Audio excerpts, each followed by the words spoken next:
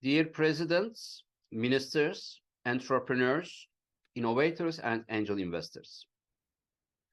In today's rapidly evolving business landscape, the need for diverse and inclusive entrepreneurship has gained significant recognition. The key to fostering an environment where entrepreneurs from diverse backgrounds can flourish lies in the development of robust business ecosystems.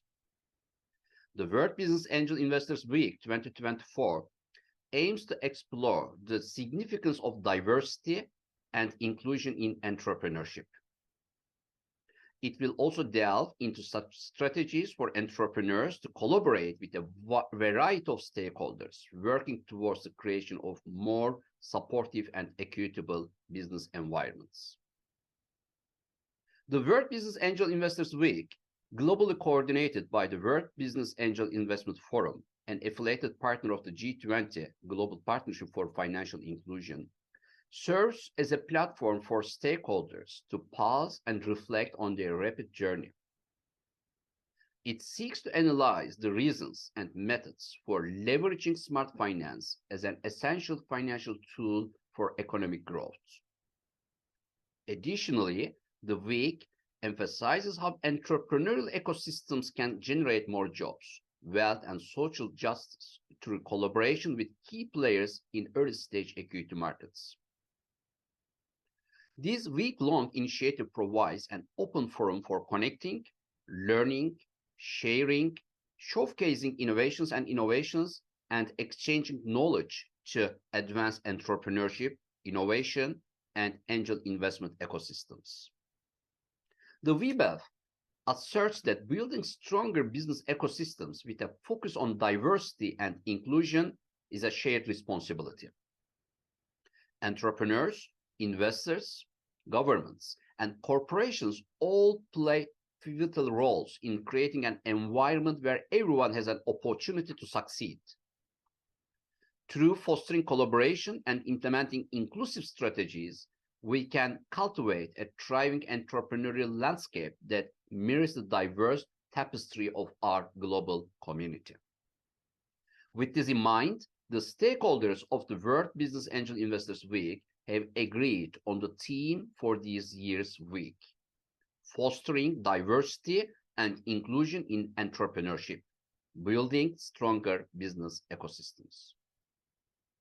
Throughout this special week, all stakeholders and participants will take a moment to reflect on their rapid progress, assessing the necessity of business transformation and its role in fostering entrepreneurship and innovation crucial for thriving in the 21st century economy. Additionally, there will be discussions on how entrepreneurial ecosystems can drive job creation, wealth generation, and social equity, particularly in collaboration with key players in early-stage equity markets amidst the post-pandemic economic landscape.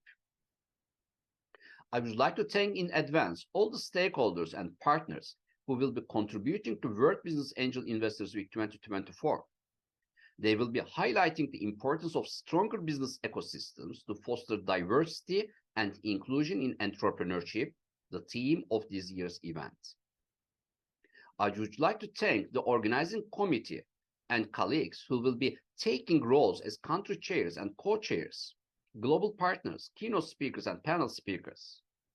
Their combined efforts will create value for the world's startup economies not only during this week, but in the future as well. They will focus on harnessing the collective knowledge of the world's most influential women leaders, policymakers, entrepreneurs, and artists with a view to addressing critical issues of early-stage equity markets in the new normal. The Week 2024 will also be a great platform from which to campaign for solutions to critical issues and other worldwide concerns at the United Nations, the European Union, and in G20 countries.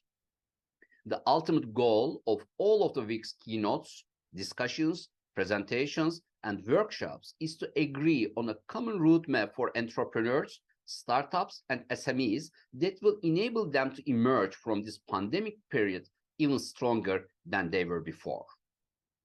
I'm pleased to announce the advancement of the week at the World Congress of Angel Investors, WBAF 2024, the premier gathering of equity and capital markets worldwide.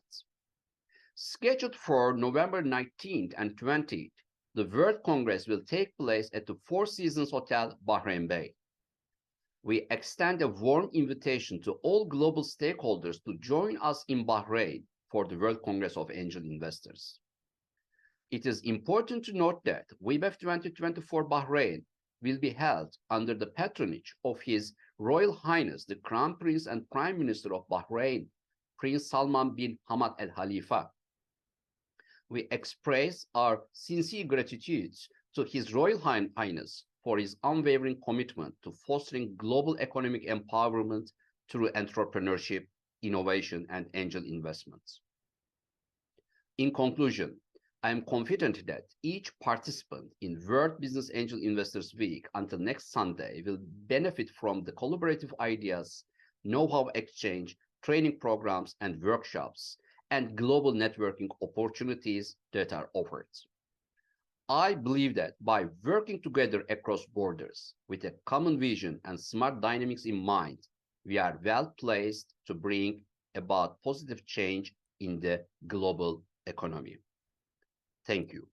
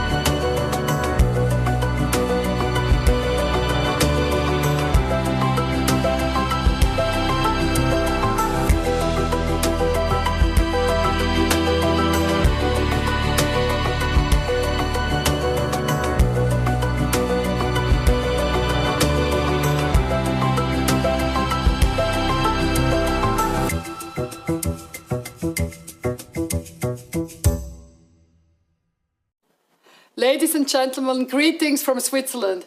According to a study, companies with more than 30% female managers performed better than companies with a percentage below 30%. Another survey revealed that companies with high ethnic and cultural diversity have 2 to 3 times higher revenue per employee than less inclusive work environments. Academics from British business schools have found that diverse teams can find solutions faster by sharing new ways of solving problems. Diversity of opinions in teams also enables individual team members to think more critically and become overall more flexible. These are just some of the findings of studies that show that diversity and inclusion have a positive impact on corporate culture, innovation, and market success. This list could easily go on. This tells us that the theme of this year's World Business Angel Investors Week, fostering diversity and inclusion in entrepreneurship, is absolutely relevant and important. Diversity and inclusion are inseparably linked. Team members need to feel that their uniqueness adds value to the team. Organizations should recognize what makes employees and candidates different and value and respect them for who they are. Unconscious bias, unfair pay, inefficient workplace structures, and prejudice prevent equality and hinder organizations in the increasing competition for skilled labor and talent. Implementation begins in the minds of entrepreneurs and managers. Assumptions need to be challenged, discussions need to take place, and corporate cultures needs to be updated. At the end of the day, modern workplaces should reflect the reality of the population. As one of the largest employers in Switzerland, the federal government wants to lead by example. Linguistic and therefore cultural diversity is very important for a country such as Switzerland. In addition to German-speaking community of just over 2/3, the target is a French-speaking workforce of just over 20%. The proportion of Italian speakers reached 7% for the first time last year. In addition, the aim is to achieve a proportion of Rheto-Romanic speakers of 0.5 to 1%. I'm proud that we could achieve all our targets regarding linguistic and cultural representations. Last year, the proportion of women in the federal government was 45%, just below the target range of 46 to 50% for the period 24-27. We are working relentlessly to increase this value even further. A diverse team is only inclusive if no one feels excluded. Therefore, all employees of the Swiss Federal Administration participate in an online course on diversity and inclusion. The Learning program for a non-discriminatory workplace is mandatory. We also aim to support companies by providing the best possible framework conditions with as few obstacles as possible. In some cases, the federal government supports companies in pilot projects in the area of equality in the workplace. More than ever, flexibility and versatility are the keys to success. A culturally diverse environment is the best way to acquire these qualities. But inclusive diversity is also very good for business in even more ways. It reflects a diverse and forward-looking corporate culture, which enables companies to identify more opportunities and risks. It enables employees to recognize and develop their potential. It encourages open dialogue. It drives innovation. It increases the effectiveness of collaboration. It takes into account the diversity of markets, customers, and employees.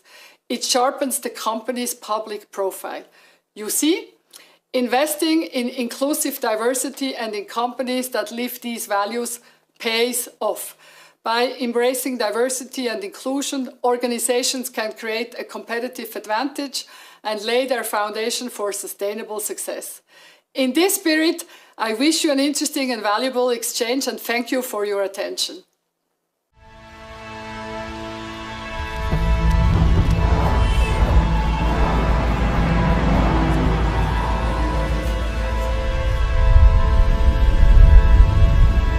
We need innovations. And innovations need education, universities, visionaries, forward-thinking companies, technology transfer. And Switzerland has got it all. So all you need to innovate is a great idea. Well, it's not. Innovation thrives when great ideas are developed with the right partners, when know-how can be transferred and networks can be built, when startups can be founded and achieve their full potential. When experts believe in what you do. So we ask, what do you need to innovate? At InnoSwiss, we support innovation projects on a national and international scale. We give you the opportunity to develop groundbreaking ideas and help you to bring them to market. We provide networking opportunities and advice, bringing the right partners together and boosting radical innovations. We offer training, coaching, and camps for science-based startups, helping you thrive from foundation to reaching global markets. It's a bit theoretical, isn't it? Well, okay, here are some examples. We promote the development of new technologies and services that increase the quality of life, cure diseases, or improve industrialization processes. We fund projects for a sustainable future, saving resources, building circular economies, from soil to space. We empower social innovations that help people with disabilities, create new learning experiences for children, endorse mental health projects. Every year we support more than 1,000 SMEs, startups, research institutions and other organizations to help Switzerland stay at the forefront of innovation. We want you to improve, rethink, streamline, optimize and monetize your ideas. It's in your hands now. What do you need to innovate?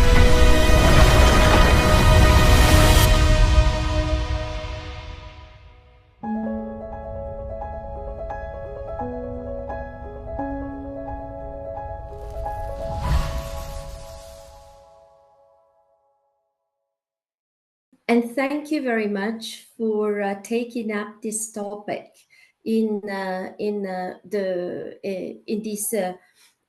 this week forum. I'm very glad because you're tackling something that we see and feel as an objective problem.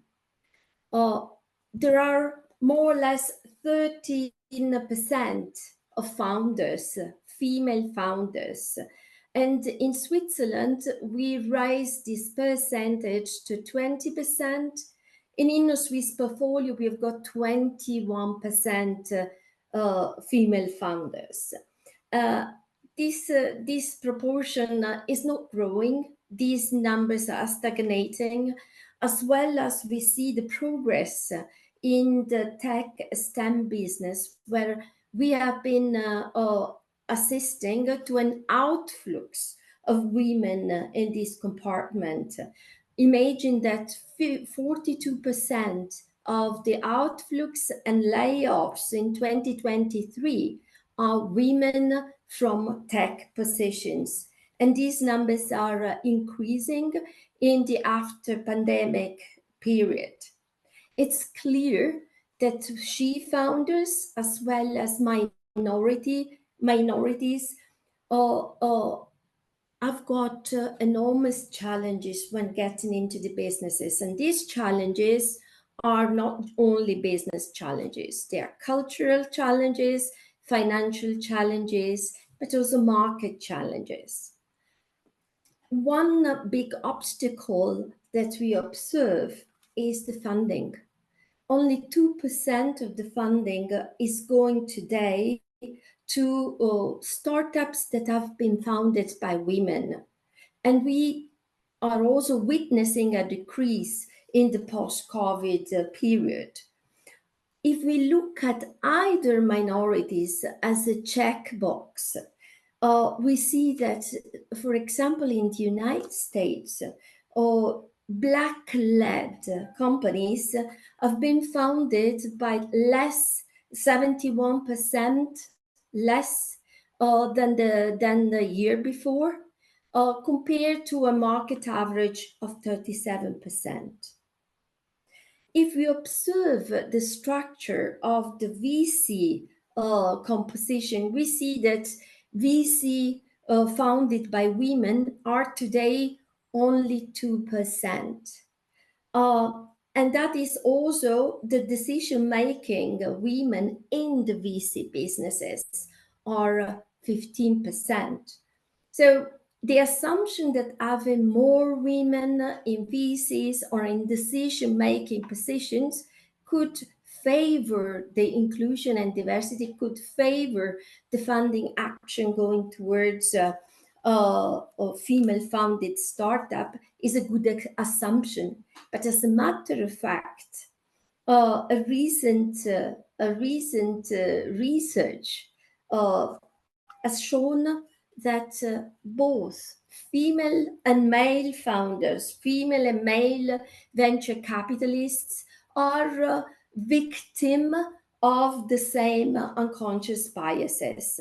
So when it comes to evaluate a new business, they tend to pose different questions to female or male founders that lead to a more encouraging picturing of the business from the side of male founders. And these unconscious biases are present in the same way among men and among women. Another challenge is that women, as well as minorities, encounter are cultural challenges. That is to say, the environment, the settlement, the arrangements in the workplace. It is true that diversity is something that the management has to embrace in order to be effectively implemented in the company, but the implementation is a teamwork. And obviously, this is not happening so smoothly. Startups, in this respect, have got a relative advantage because they are fresh. Most of the startup founders are younger people. But we see also in this respect, in particular in scientific startups, they embracing or incorporating diversity measure into their business with a certain delay and with a certain difficulties. There is a push coming from the market or from the talent war market, because Generation Z people are very much prone to choose more diverse and inclusive work environments. This pushes startups to be faster in adopting measures to make them their team quite diverse. We said that another of the challenge that these startups encounter are market challenges. Market regulations are going towards fostering sustainability and at the same time inclusion. They are going in the right direction, but also it's true that the adoption of these rules is going very slowly. The Inc. magazine reported over recent statistics saying that 80% of the corporates that are our startup customers, potentially our startup partners, have included provisions for diversities into their strategies. But on the other side, only 30% actually really implement them. Diversities for startup, whatever kind of startups, in particular science-based startup, is a need. It's not a nice to have. Because scaling a business is not just a matter of the right business model, the right product, or a good level of funding. It is a matter of team. So, and it's proven by different studies that a diverse team have got higher productivities, up to 35%. The startups having diverse team are more than 30% higher productive than ones that have not. They tend to have a higher profitability. McKinsey calculate around 9% or plus, and they have got more likelihood to sell innovative products. McKinsey once again calculates that it's around 20% more than startups that do not have diverse teams. And on top of it, there is twice as much engagement in the team, and there are better decision making and better problem solving. On the other side, pushing diversities, it is not a one-player challenge or a one-player action. It is a systemic challenge.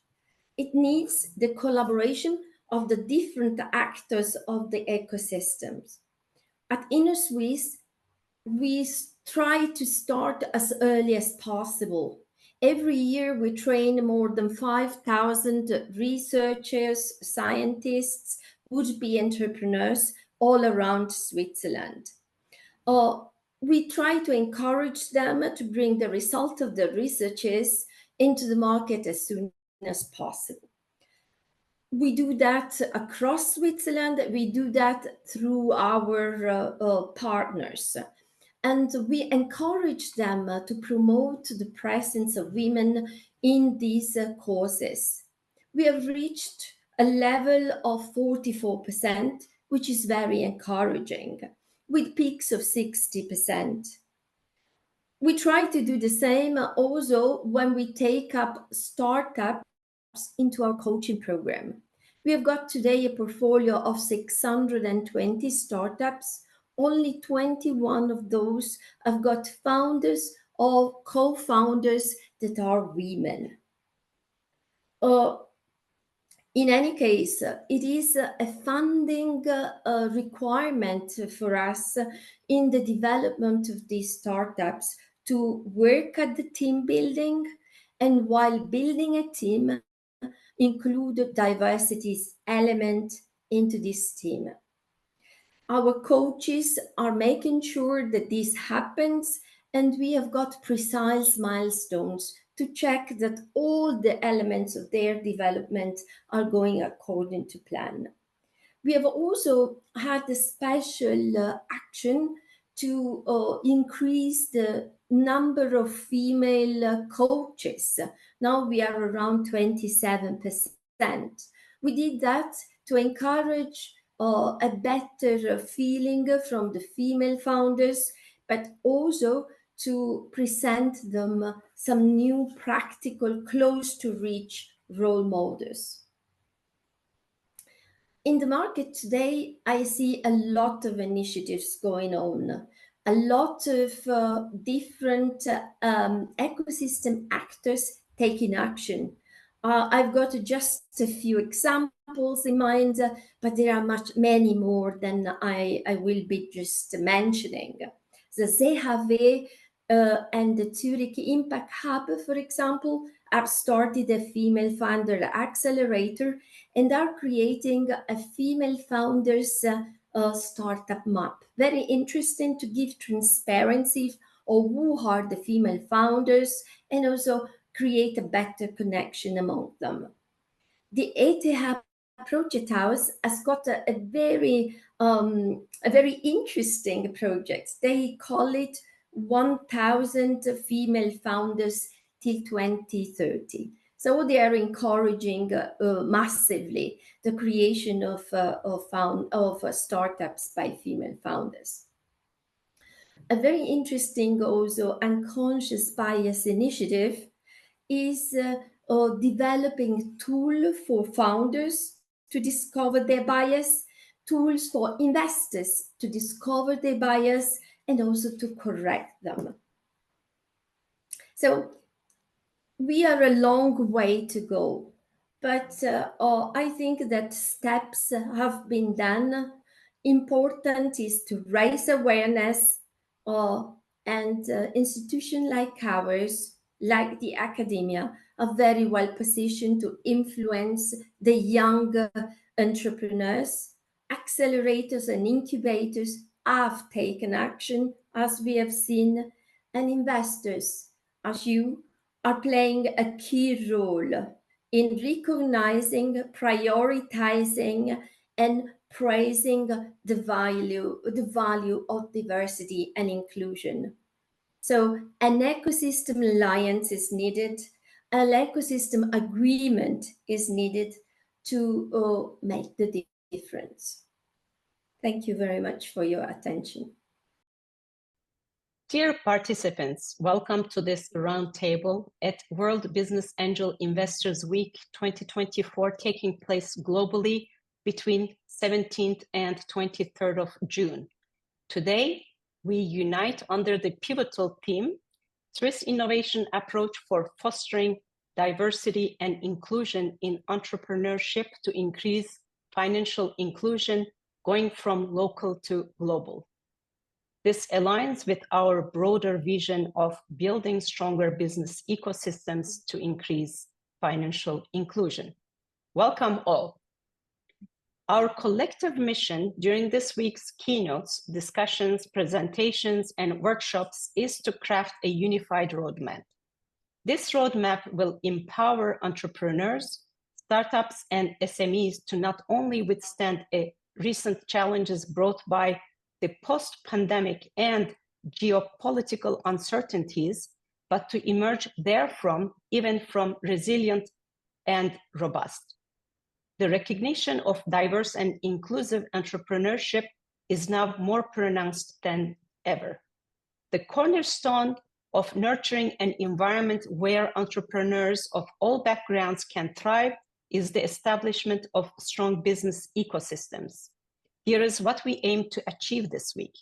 First, with roundtable dialogues, the World Business Angel Investors Week 2024 will explore the critical role of diversity and inclusion in entrepreneurship.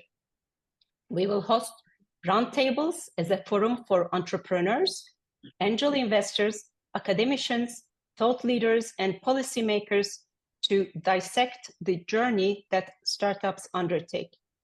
Secondly, we provide a dynamic space for connection, learning, and knowledge exchange with open forum for innovation. This fosters the growth of entrepreneurship, innovation, and angel investment ecosystems. Entrepreneurs, investors, governments, and corporations are key to creating a fertile ground for success, reflecting the rich diversity of our global society. Thirdly, with collaborative strategies, we will explore avenues for entrepreneurs to partner with various stakeholders, aiming to forge more supportive and equitable business climates. And finally, the week spotlights how entrepreneurial ecosystems can create jobs, wealth, and social justice by synergizing with key figures in early-stage equity markets. This week is dedicated to leveraging the insights of the world's most influential women leaders, policymakers, entrepreneurs, and artists. Our goal is to tackle the pressing issues facing early-stage equity markets in today's new normal. The World Business Angel Investors Week 2024 also serves as a powerful stage to advocate for resolutions to these urgent matters and other global concerns at platforms like the United Nations, the European Union, and within G20 nations. Together, let's shape a future where diversity and financial inclusion are not just ideals, but the foundations of global entrepreneurial success. I would like to welcome our esteemed speakers to this roundtable: Katrin Wolf-Schmand, Derek Hogenkamp, Paolo Cironi, Antonio Natale, and Christine Ruiz-Kerendi. We start with short introductions about yourselves. Katrin Wolf-Schmand, angel investor, strategy expert, growth accelerator, SICTIC, Swiss Economic Forum Growth. Derek Hogenkamp, advisor, investor, and tech visionary, founder of Yalla Limited, The Temple Hunter, and Thai Realty, BDM at Heal, director at Sima Norma. Paolo Cironi, global research leader in banking, IBM Institute for Business Value, and best-selling author. Antonio Natale, artist of Antonio Natale Contemporary Artist. And Christine Ruiz-Kerendi, is the exclusive art director of Antonio Natale Contemporary Artist. I would like you to take, please, the stage now to tell more about yourselves. May I just start with Catherine? Thank you very much. Thank you, Birgit, for the possibility to speak at the World Business Angel Investor Week. And quickly to myself, I don't know how much time I have. I have an executive leadership background in the financial industry with 30 years of experience at UBS in various sectors and countries in CMO, Chief Marketing Officer roles. And this led to many global leadership roles in and longer work stances and experiences outside of Switzerland, in the US, Germany, and assignments in UK, Singapore, and Middle East. I have been for many years now, left UBS behind and have gone in my career to be fully committed to fostering innovation and entrepreneurship in Switzerland. And I do this in two ways. I do this in one way for the startup and scale-up companies. Here I'm an angel investor with smart money, where I am also advising the startups and scale-ups. I'm on the board of the scale-ups and startup companies. And I'm also in the accelerator program from the Swiss Economic Forum. It's called CEF Growth, where we actually look at potential candidates, we screen them, and we give them then a high potential label if they reach it. I'm there a strategy expert. And then I'm an enthusiast in Swiss fintech and blockchain industry. I'm a member or head of corporate relationship of the SFTA, the Swiss fintech and blockchain, Swiss fintech association, as well as in the Swiss Blockchain Federation organization.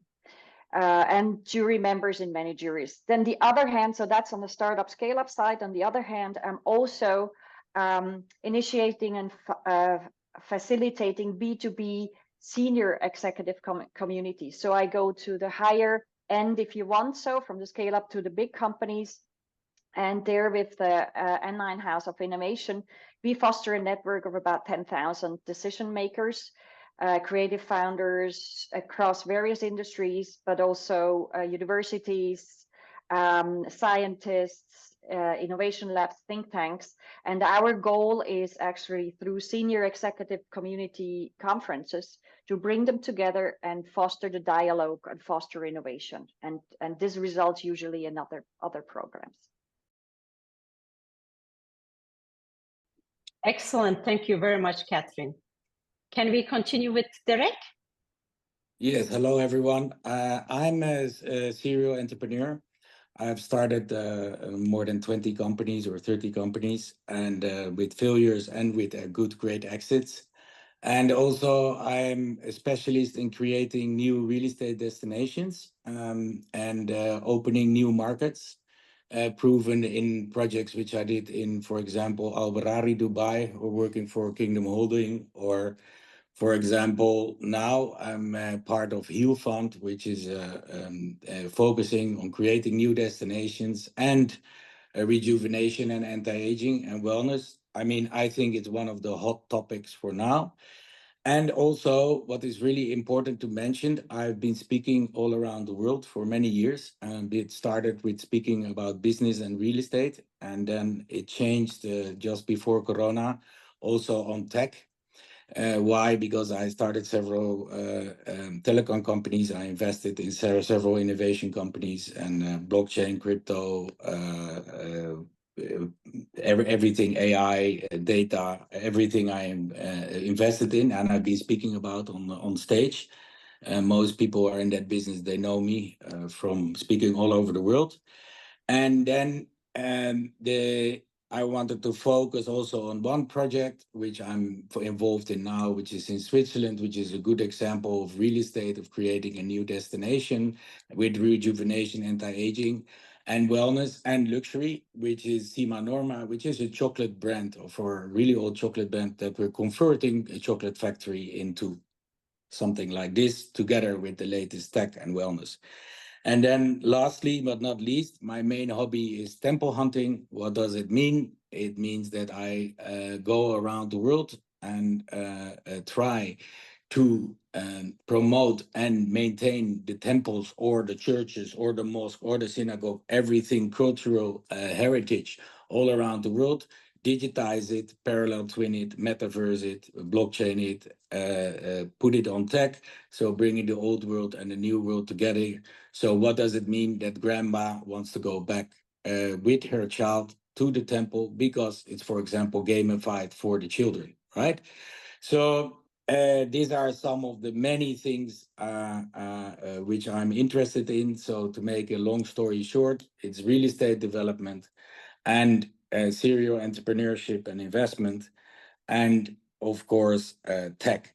So this is what it is. And I really hope that soon also you guys, if you go travel, that you're going to visit each beautiful asset of that country and visit all the cultural heritage buildings around the world, because I've been doing that since I was born. So that's for many years because I'm starting to get older. But that's why we rejuvenate all the time. Thank you so much. Excellent. Thank you very much, Derek.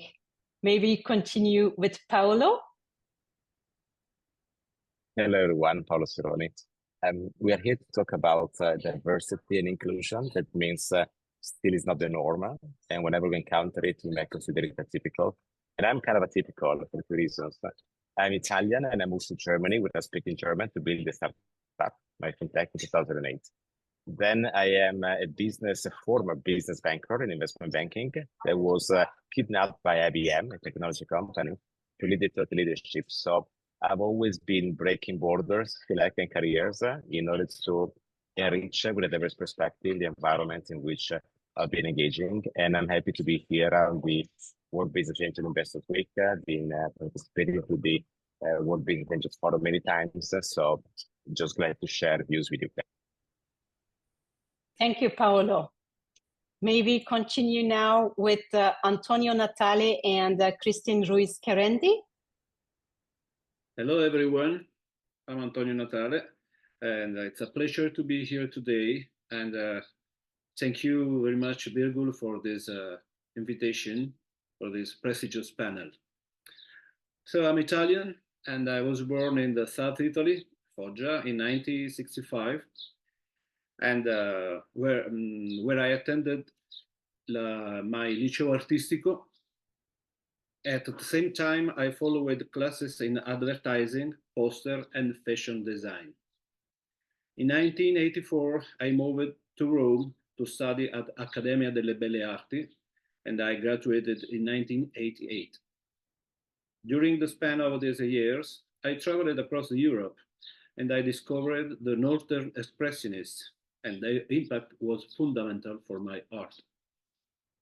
In 1997, I started painting on out-of-circulation banknotes from the world over, exhibiting my works in many places in the world, and recognized as the artist of banknotes.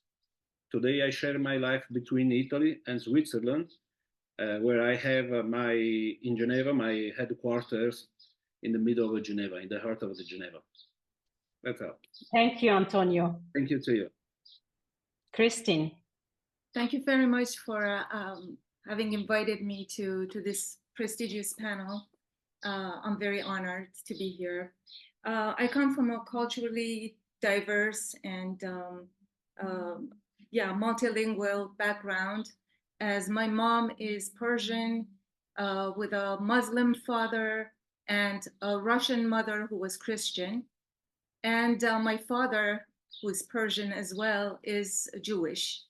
And so we grew up a bit in Iran and then moved to Switzerland to participate in this program that was inaugurated by the Shah of Iran, that every person that could go out and study could come back to better the country.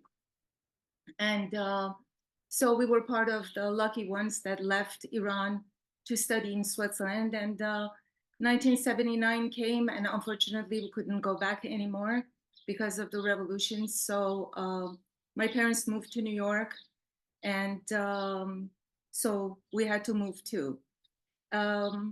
I studied psychology in New York.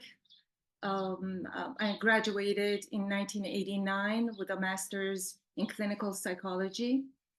Then I moved back to Switzerland to study hotel management because I was really into management and business, and I really wanted to do that.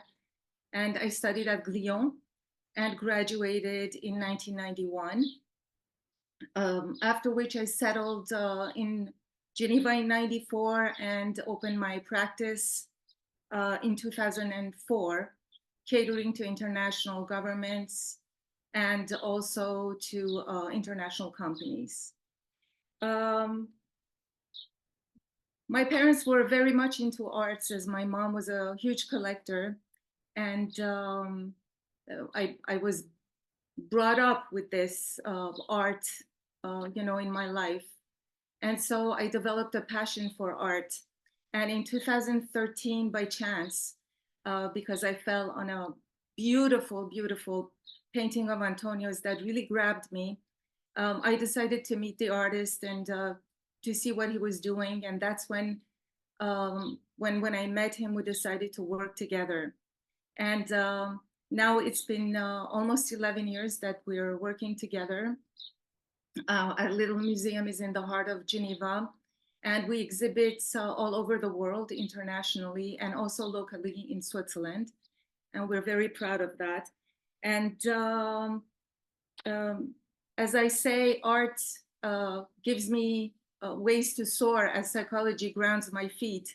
So I think I'm in the best of both worlds.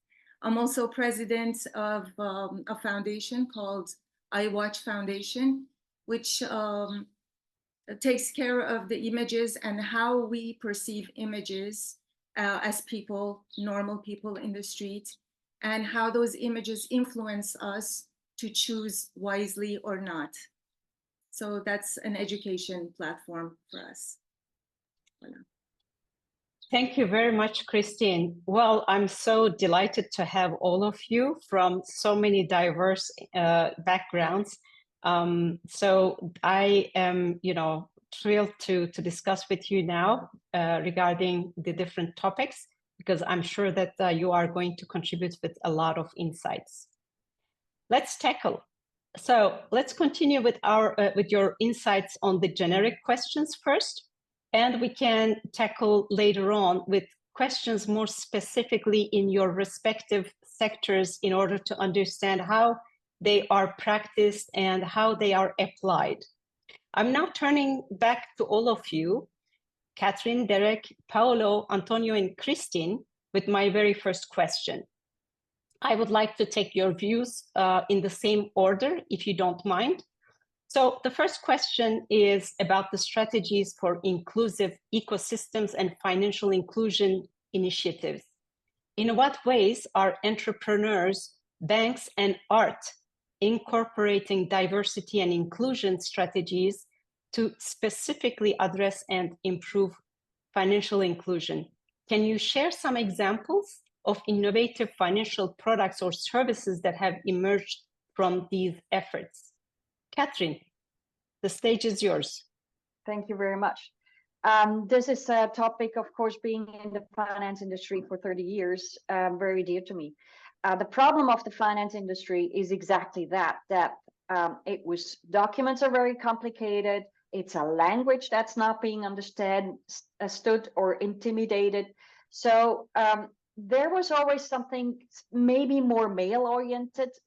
It was not clearly stated, but the point was the female especially, or the less, not even say female, but any other profession, that was not with financial or statistics or research, was a bit intimidated with the whole financial world. Hence, all those would invest less, would less know how to deal with money. So there was a big need, and there was about 8 years ago at UBS back then, it was a big initiative that we did globally, and we said, okay, we have to just look at all our material. We have to make sure, and this hence my role as a CMO, we have to make sure we produce material that is understood. We have to ensure that we especially did the female address first, because we saw they have a huge lack also in their pension gap at the end of their career step. Because also they never invest risky or don't invest at all. So there was a huge global initiative, and we pushed that through and actually got awareness. The point was first to get the awareness on that side, and that was a huge success, and it changed quite a bit. So this awareness and now addressing also less literature, financial literature people. And that now has taken place also in the entire ecosystem of Switzerland, I would say. So there are many, people who were back in the bank, started their own company, focus on in that, going to other companies and implementing it. And you see there is a bunch of startups now that focus on this area. And so many that there is now there needed to be now an overview, what is out there, because all of a sudden it pops up everywhere. So one is Collective, that's an initiative by SIGTIC. SIGTIC is the largest angel investor network in Switzerland, and Startup Days. So they produced a map and also events where they bring everybody together so you can talk about it. Then there is also InnoSwiss, of course, that is doing a lot in that sense as well. And there are many, many accelerators all over that also look into this into issues. And with honestly, with all the apps, with easy gamification, with education, they're more interesting tools and platforms out there that makes it easier to follow, right? And you have YouTube, and you have podcasts, and you have events, and there are events just for maybe just for female investors, so you can discuss openly and freely. And that has changed, and really literally only within the last 8 years. Then we have the SFTA, right? The Swiss FinTech Association, also that brings together, like, the society, the students, universities, but then of course also the big companies. So I think there is a lot happening right now in that field in a good way, and it will continue. It's mainstream now. It's like they talk about finances, even girls, right? So it starts already in the primary school. It starts in the childhood. You have to talk about money. You have to talk about finances, also with the girls, with everybody, right? And just make it clear. And so this awareness is here, I think, now more and more. But you have to keep talking and keep fostering it. But thank you, Catherine. Shall we continue with you, Derek? Yes. So I think for the financial inclusion, I will tell you a story. I lived for 1 year I was scouting luxury tented camps in Tanzania in the bush. And at that time, I noticed that telecom was really important, because prepaid credit was the payment system in Tanzania, to pay your beer, or to pay your snack, or to pay whatever you wanted, right? Then you see that the world evolves, and then it goes to internet, for example. Now you have a lot of payment systems on the internet. In the internet, the first payment systems were, for example, SMS dialers, or dialers through modems, or things like this. So everything is evolving. Now you see the fintech and the decentralized finance, DeFi, coming up, right? In 2001, I had my first metaverse, which was way too early, right? Yes, metaverse technology will change many things, but also blockchain will change many things. But what I wanted to say, people use blockchain or metaverse, they want to use it for everything, to raise money and to do this. But it's all about helping each other around the world. Metaverse or blockchain can be used to help and to integrate also the poor, or the woman, or the less capable, or I like, for example, a really good word is that a school of the gifted, right? Which is, what does it mean? Is that there are so many people who are underprivileged, let's say, but they are super smart. Why they don't have a special school? Why they're not included? So it's not only about money, but it's also about the technologies, right? And then what is a real danger now is, of course, the AI. Yeah, artificial intelligence, which comes with the DeFi and with the fintech, and the new what is really important, that the new generation and the new youth, and they talk about decentralization. We can say that it's not centralized, right? The older people, they talk about centralization. It's the same with banks and with open DeFi platforms, right? Decentralized, or through a DAO, or through a decentralized autonomous economy or something like this, right? So what is really important, that bridge is being established between the old world, the new world. Let's say the poor world and the rich world. Let's say the healthy world and the unhealthy world. Even in politics, even in money, even in technology, the bridge is the most important, because what I see, I've been speaking all around the world, is that some people are, let's say, from a financial background, and they have really education in that, and they don't understand what is, for example, the supercomputer nerd wants to do. But the supercomputer nerd, for example, doesn't understand the banker. So there needs to be a full bridge, right, in between that. You can see also that from the emerging from the Web 2 to the Web 1 to the Web 2 to the Web 3 to the Web 4. And also, for example, blockchain, nobody will talk about it in the future anymore. It's like the same as the word internet is not being used anymore, right? And I think the only way to reach financial inclusion for the globe is to really have this bridge. I always say the bridge. In my opinion, for me, and also for artists, because they're artists here, and for people who love culture, you have to communicate better, and you have to make that bridge in between. Because even I remember really well that I had a foundation in Tanzania, and I wanted to help people. And I thought my opinion and my things were good. But in the end, I shut down the foundation and I started another foundation, because these people didn't want to be helped in that subject. I'm not going to go into that subject. And luckily, I found out. But I see that happening all the time, because every culture is different. It is a difference between every single culture, every single country. I lived in more than 40 countries. I speak more than 12 languages. Whatever, it doesn't matter, right? It's about understanding and being open through all different cultures, and also different financial systems. For example, when I'm public speaking in Pakistan or in Indonesia or in Thailand or in America or in Holland or in US or in Switzerland, it's completely different. And you see the topics are so different that there has to be that bridge. And I think that is the most important to focus on. And also not go too far with AI, not go too far with blockchain, not go too far with metaverse, not go too far with fintech. And I believe that you also have to respect the older people, because we always talk about the youth and we always talk about women inclusion, youth, but I believe we have to really think about our older generation. And that is also thinking about yourself, because we all here are going to get old one day too. So we all know that when I was a kid, that I was getting angry with my father, that, oh, you don't even know how the computer works. Oh, you don't. And now they're telling me, right? So this is really important, that also older people can get inclusion into the new society, and also to understand what the new generation wants. And I think this is a huge challenge, right? It's not only about the poor, it's not only about the women inclusion, it's not only about religious inclusion, it's really also about older people. And I think this is something which we have to also, because it's never talked about. And I think that's also very important, because in the end, it's good for everyone, because if you're lucky, you get old. Thank you so much.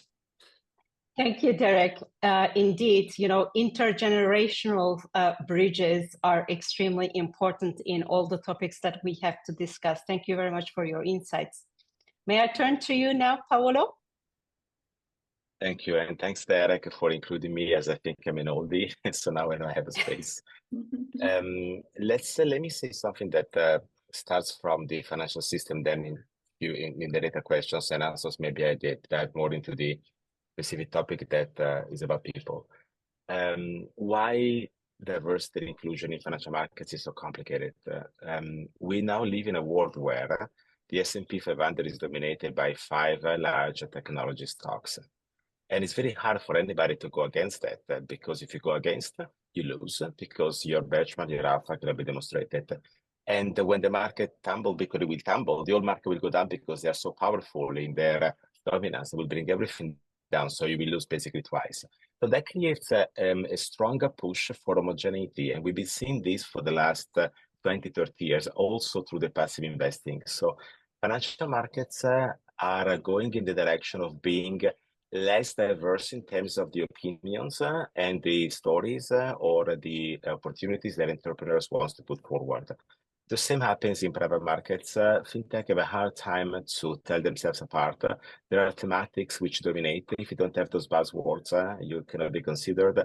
This is not good because it doesn't create a diversity in intelligence and in creation of value.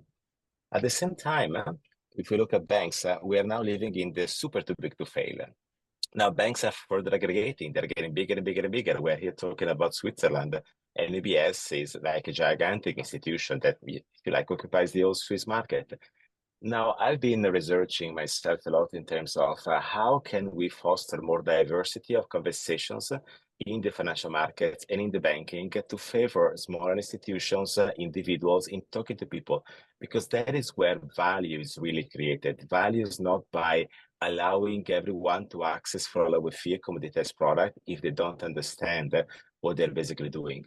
So my take has always been, as we operate on economies and financial markets, which are platforms, we need to rethink of them in terms of platforms.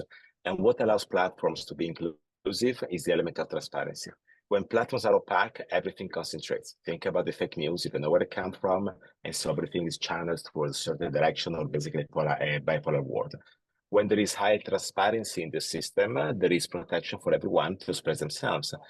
So I'm looking at how platform of advisory can basically power up a multitude of different conversations, making them more accessible because technology would allow basically the advisory burden to be more feasible for the many, not just for the affluent or the ultra high net worth, but in a way that the diversity of conversations allow everyone to position, and that will make the system more resilient. Also, in places like Switzerland, where of course there is an issue of financial inclusion because not the whole society, if you like, is on board, but clearly it's not the same situation of Africa. But even in Switzerland, there is this issue of the homogeneity of the financial bets that can only be broken if you allow the financial system to be more diverse and inclusive of different ideas.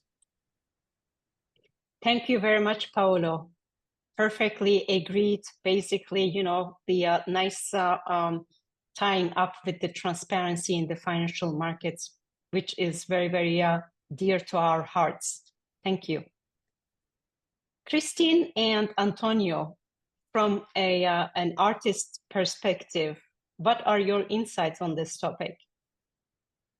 Well, I have to say that in Switzerland, I know that there's a lot of innovative initiatives that have been taking place. I know that before, I mean, always artists are the last people who can manage their business individually themselves, because they have no knowledge of finances, and it's very hard to find somebody who can represent them so that they get, you know, paid nicely and be inclusive, you know, to have the inclusivity. So I know that in there's a lot of initiatives that have been that are available now, like the Money Museum in Zurich, that is combining exhibits on, let's say, banknotes, and also bring an education to a program to artists and also to every person in the street. You were talking about old people. They also can go there and learn. And the Kunsthalle also provides a community art project that will involve the artists and the communities to discuss such matters as inclusion, economically, and economic justice, and raise awareness by educating them. So these are two important platforms that that have been created.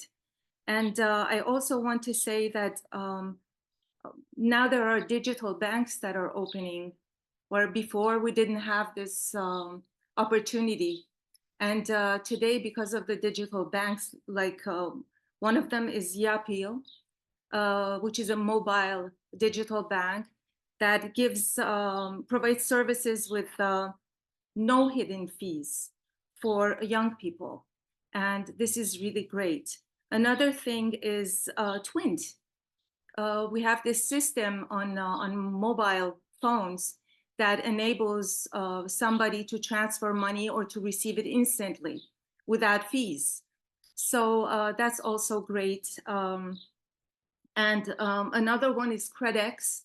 It's also a platform that enables people that have bad credits, like most of artists do, to be able to restore that credit by getting smaller loans that are manageable, or getting financial education, for instance. And I know that in some schools that have started here in Switzerland, there's an educational program that starts for 17, 18-year-olds, enabling them to understand what financial challenges are ahead of them, and how they can manage it and understand how it works. So all these things are good or positive, I think. And they bring the new into the old world of how we were supposed to deal with inclusion and financially.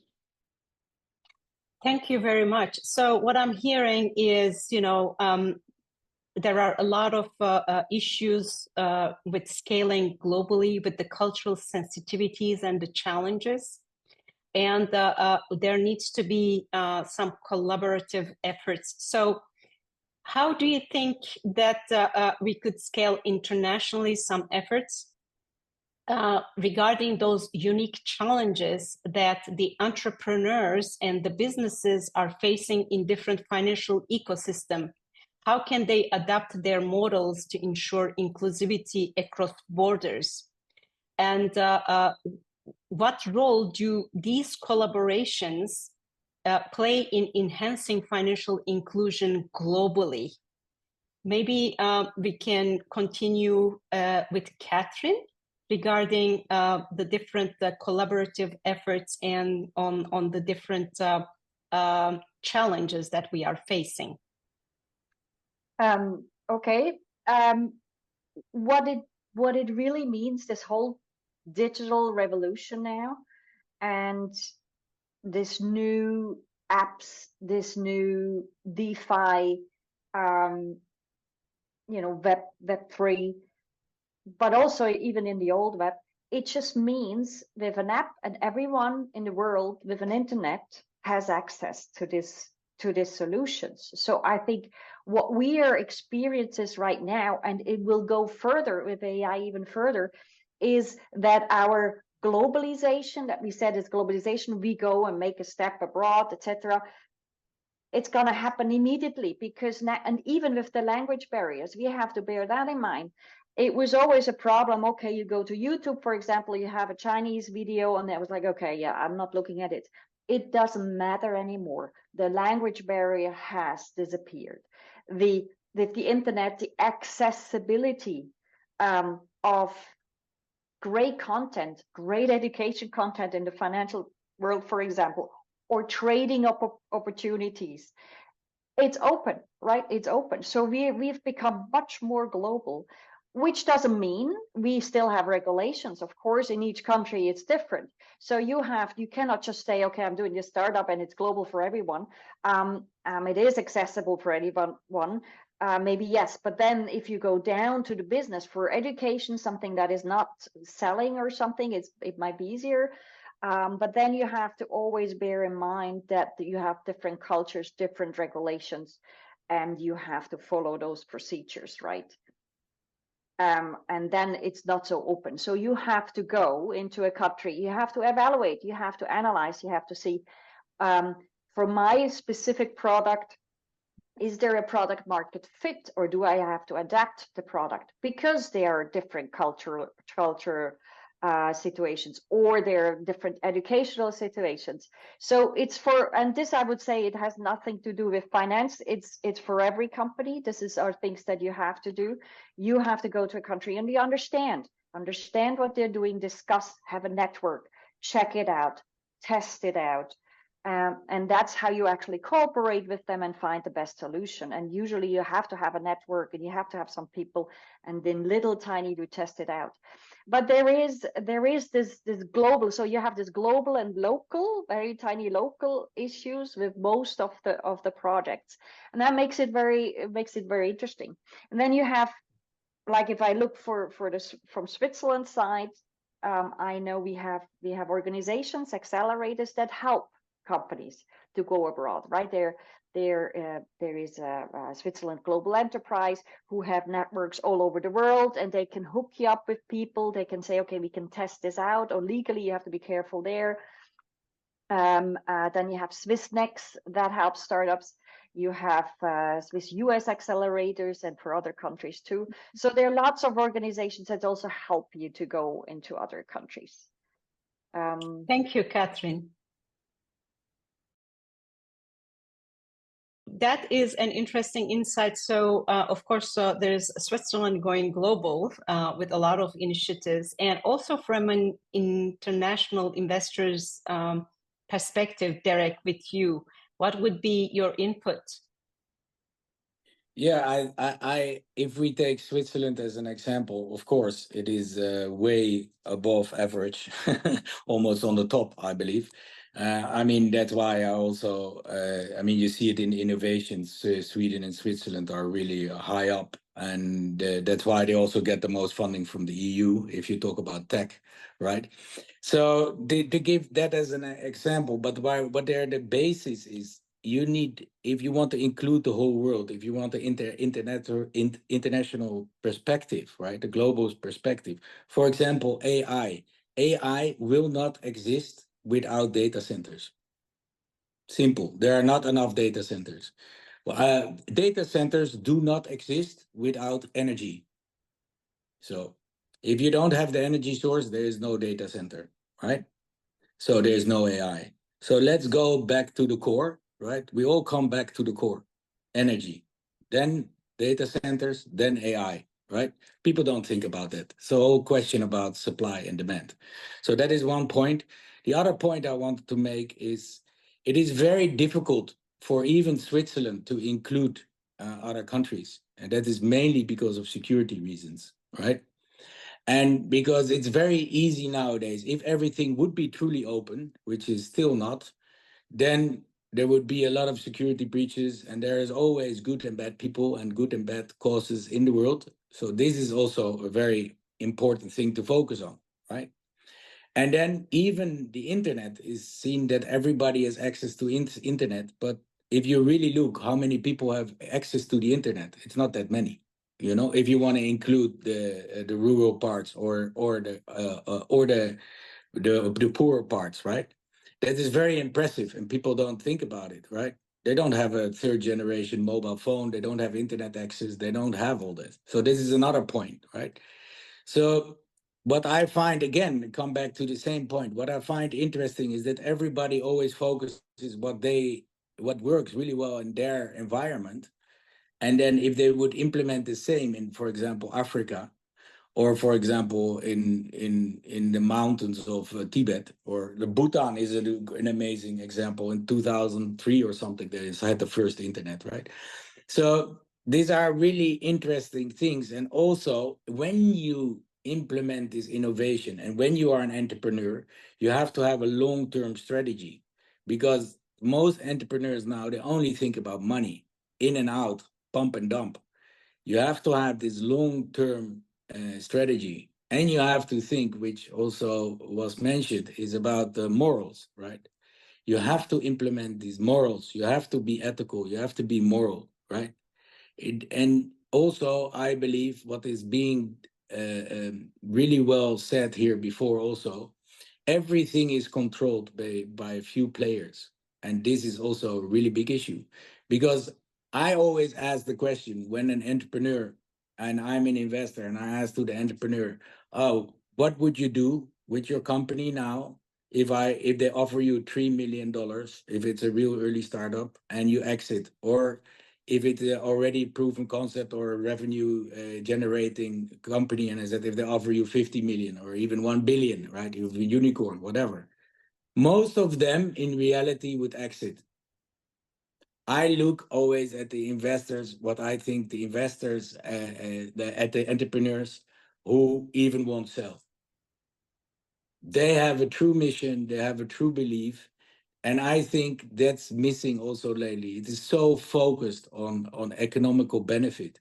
I think we should go back to on the long-term focus, how you can change the world, how you can inclusive, how you bring innovation for long-term.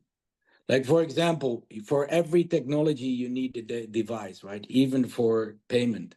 That's why I came up, which is, by the way, originally a Swedish product, came up with Palm Fusion, that you use your hand as your payment system, right? That you scan your hand and that is your payment system, right? Which was already many years ago. Now it exists already. But why is that? Because almost everyone has a hand, right? So, and there's a lot of inclusion which is possible, but you cannot pull that out because of the points of sales, of the registration, and because it's controlled, the POS systems, right, by the big corporates. And the mobile companies don't want you to have this product on the market, so they will buy you, right? So this is exactly what I think we should also look at, is how we can really include everyone, right? Same what happened in the banking system. It's really great that all these new digital banks are popping up from for everywhere, like Banksa or like the other ones which were mentioned, and do a lot of inclusion. But there also, I hope that those guys will continue and that they won't be taken over immediately and then, okay, thank you very much, my money, I'm retired. I really hope some of there, for sure, some of them, but that is also my wish for the entrepreneur, because then he has a long-term vision, then he really goes for it, right? And I think that is something which we have to promote with the entrepreneurs and also with the investors themselves. Not only look at the money, look at the happiness, look at the morals, look at the ethics, look at changing the world for a better place.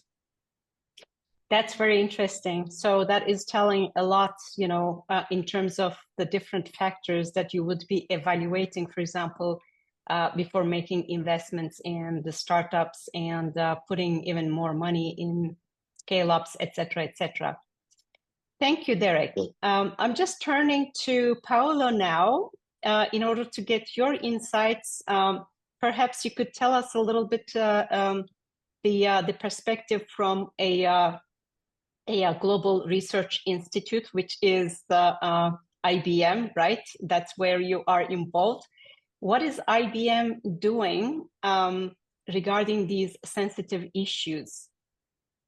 Well, IBM is a truly diverse and international company. I have to say that this is part of the company value. Doesn't mean that the company is perfect and everything works as expected, but I think that every colleague is making a sincere effort to make sure that these principles are not just thoughts, but are also reality. So walk the walk, not only talk the talk.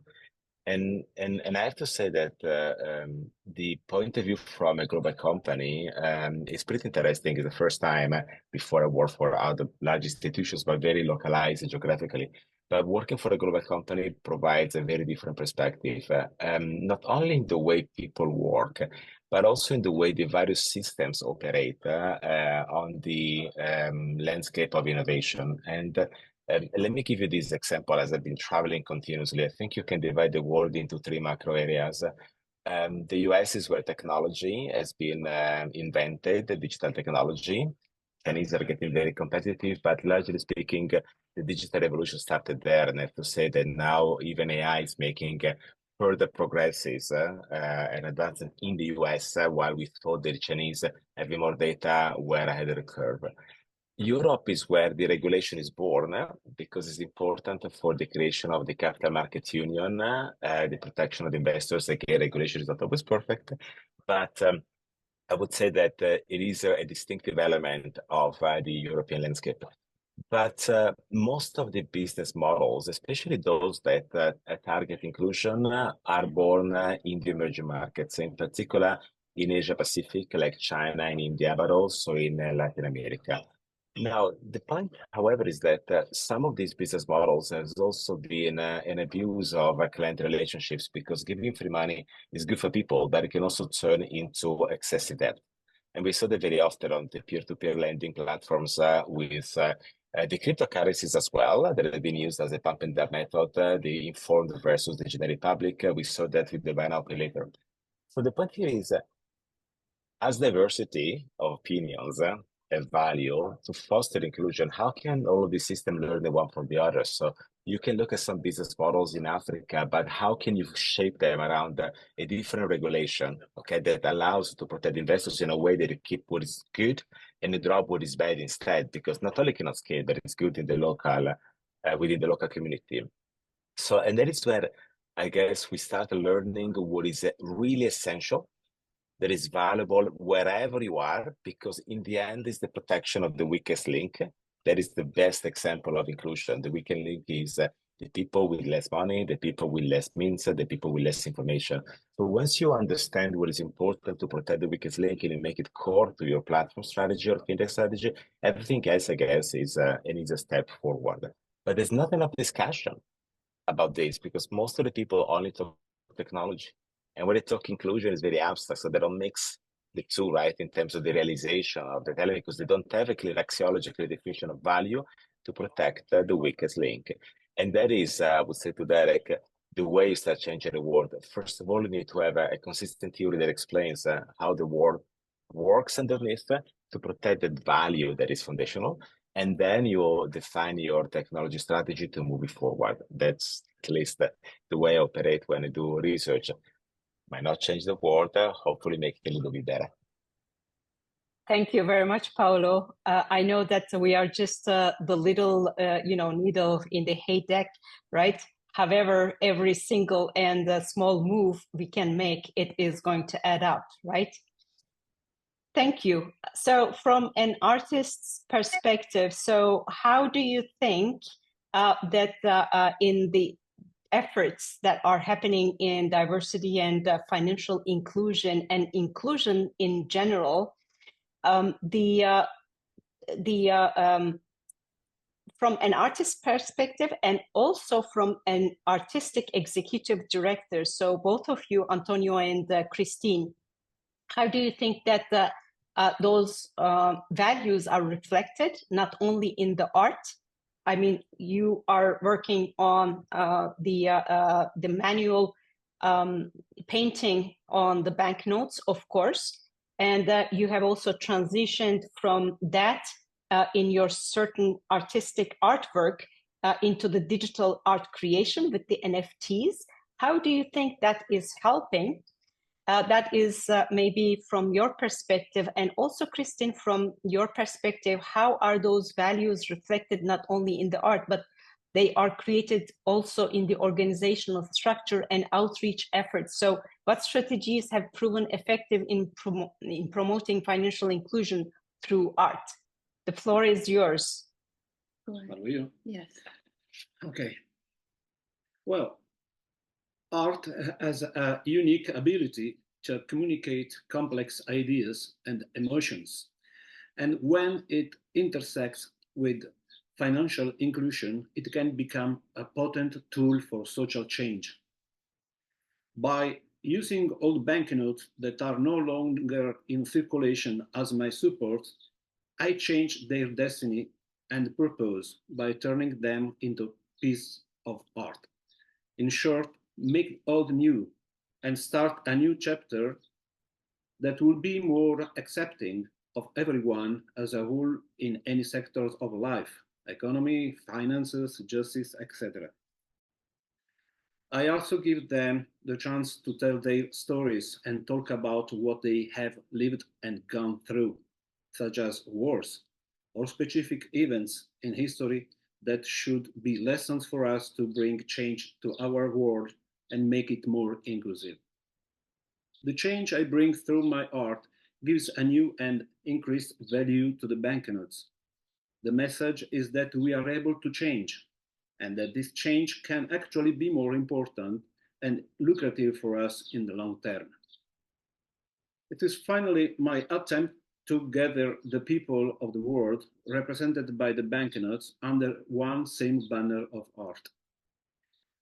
My artwork challenges viewers to reconsider their perceptions of wealth and access to resources.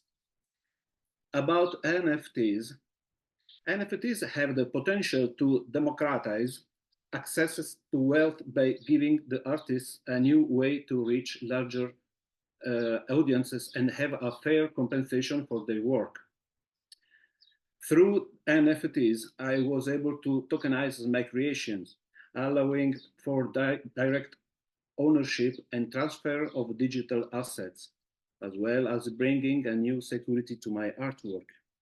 Once the NFTs are created, no one can steal or claim ownership of my artwork, as the NFT is also some sort of a long journal of where my art has been created and who has owned it first, if it has been restored, and by who, etc. In 2020, I created a collector's art car on the legendary Puma GTA of Brazil, with the precious help of a Lotan SA Geneva. I then registered it on blockchain and as NFT on the MotorChain's platform. This car is the first worldwide art car registered in this manner, which is great investment for the future owner of it. Very interesting. Thank you so much, Antonio. I think there's a huge contribution basically by using those out of circulation banknotes around the world. So that is, you know, for every country where you can have those banknotes actually, and transferring your messages through your art, be it on the banknotes themselves physically or through your NFTs. That is impressive. Thank you very much. Wonderful. So we are here for the first panel talk, and with a big applause, I introduce my country co-chair, Dr. Birgul COTELLI, which today will be our host and be our moderator. And we just saw Birgul's first panel talk in the first panel talk, which you just had seen before. Thank you, Birgul, for that. It was amazing. Just wonderful, all those people and the topics. I loved it. And thank you, Antonia. And now for the second panel talk, I would say we dive into the topic pioneering perspectives, leveraging technological innovation to enhance diversity and financial inclusion in entrepreneurship with startup insights. And Birgul will lead us through this amazing journey today. And I would say, Birgul, the floor is yours. Hello, Kumar Dev. Hello, how are you doing? Very well, thank you so much. So welcome to our roundtable today. As already announced by my dear Antonia, country co-chair for Switzerland at World Business Angel Investors Week 2024, taking place globally between 17th and 23rd of June, today we unite under the pivotal theme, Pioneering Perspectives, Leveraging Technological Innovation to Enhance Diversity and Financial Inclusion in Entrepreneurship with Startup Insights. This aligns with our broader vision of building stronger business ecosystems to increase financial inclusion. Welcome. This week is dedicated to leveraging the insights of the world's most influential women leaders, policymakers, entrepreneurs, and artists. Our goal is to tackle the pressing issues facing early-stage equity markets in today's new normal.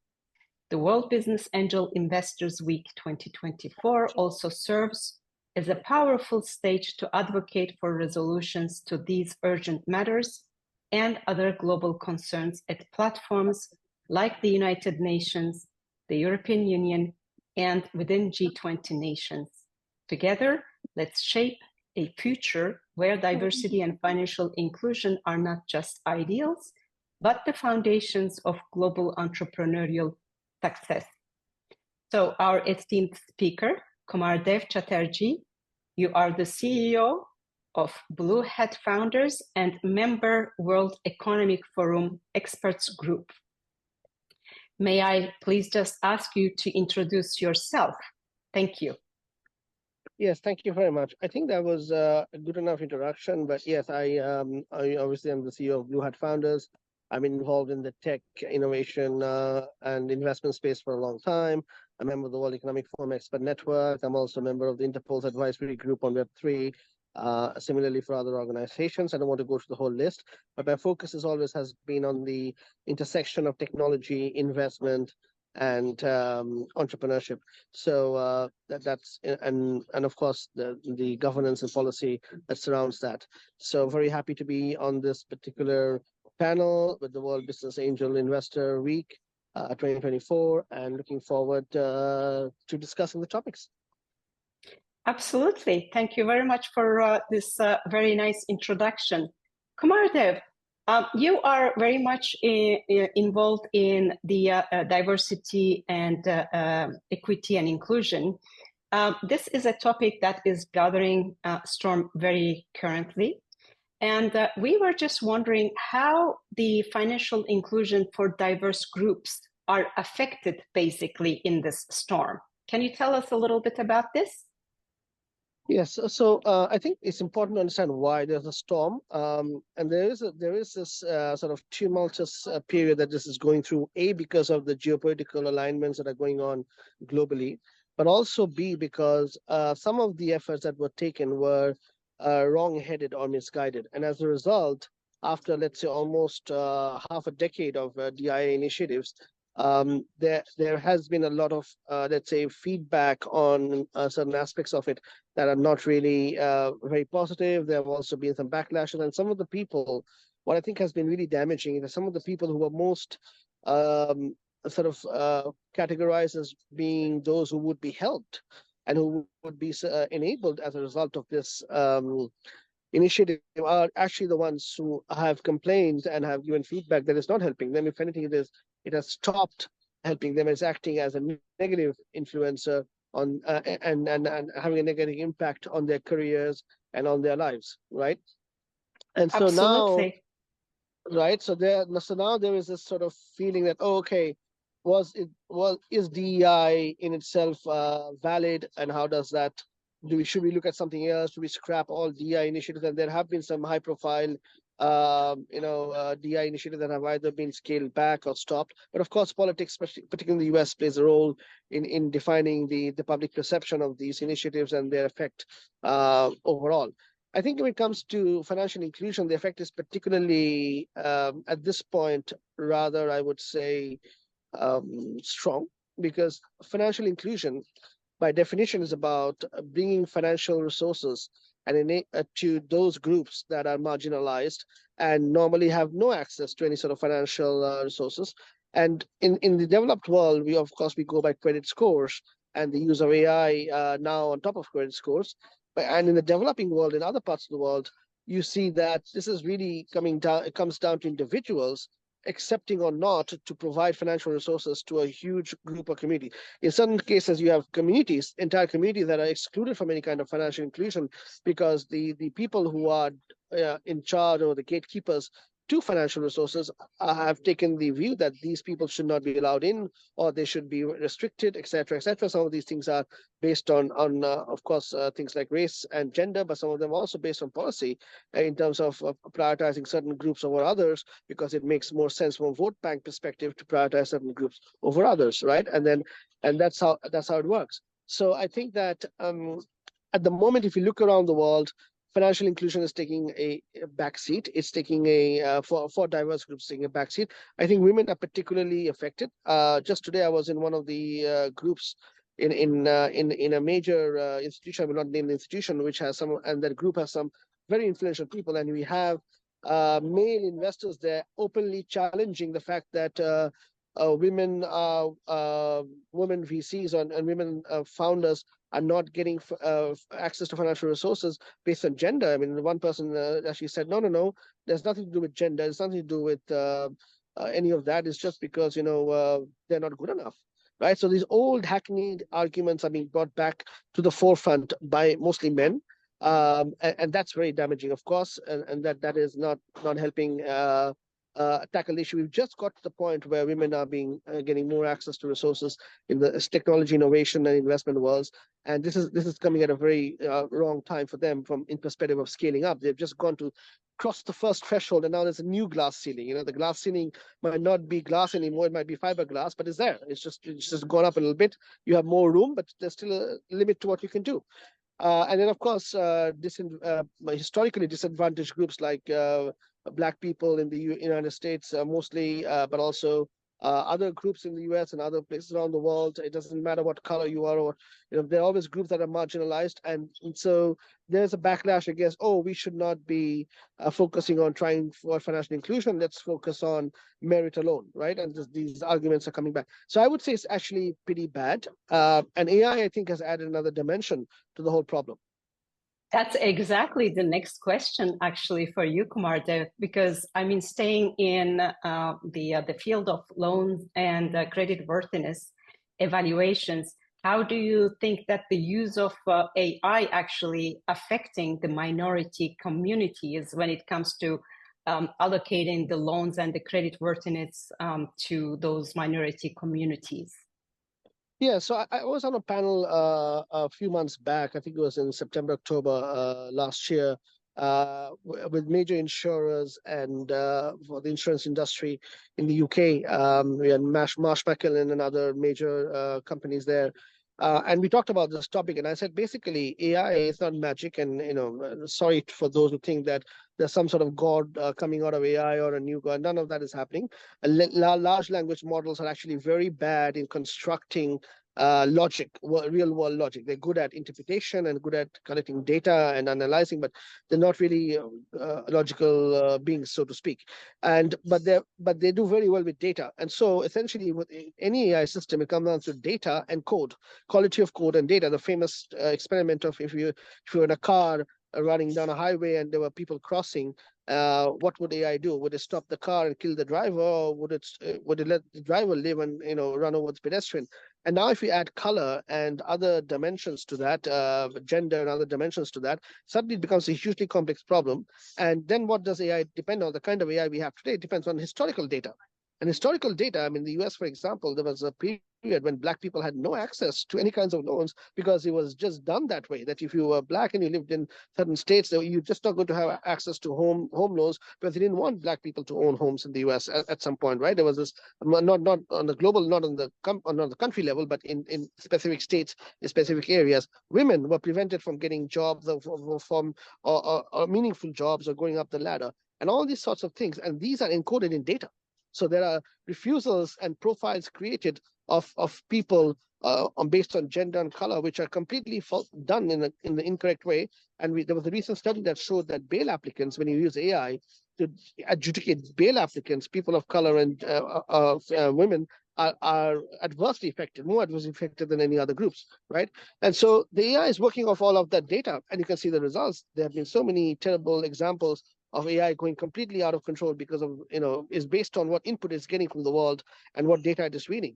So I think that when it comes to specifically the case of DEI, diversity, inclusion, and financial inclusion for diverse groups, AI is a real problem for that, because the data that is working on, the data sets that it's working on, both historical and the current data that it gets from human interactions on the internet and other places, is very much skewed against diversity initiatives, especially against financial inclusion. So I think that the US taking a lead as usual in legislating to prevent AI-based harms, and now the US is going to do something similar. The other countries around the world looking at the EU again for that. And I think we definitely need to look at this aspect that no matter what technology you use, and especially when you use AI, you've got to ensure as a company, as an organization, as a user, that you're not prejudicial in the outcomes that you have.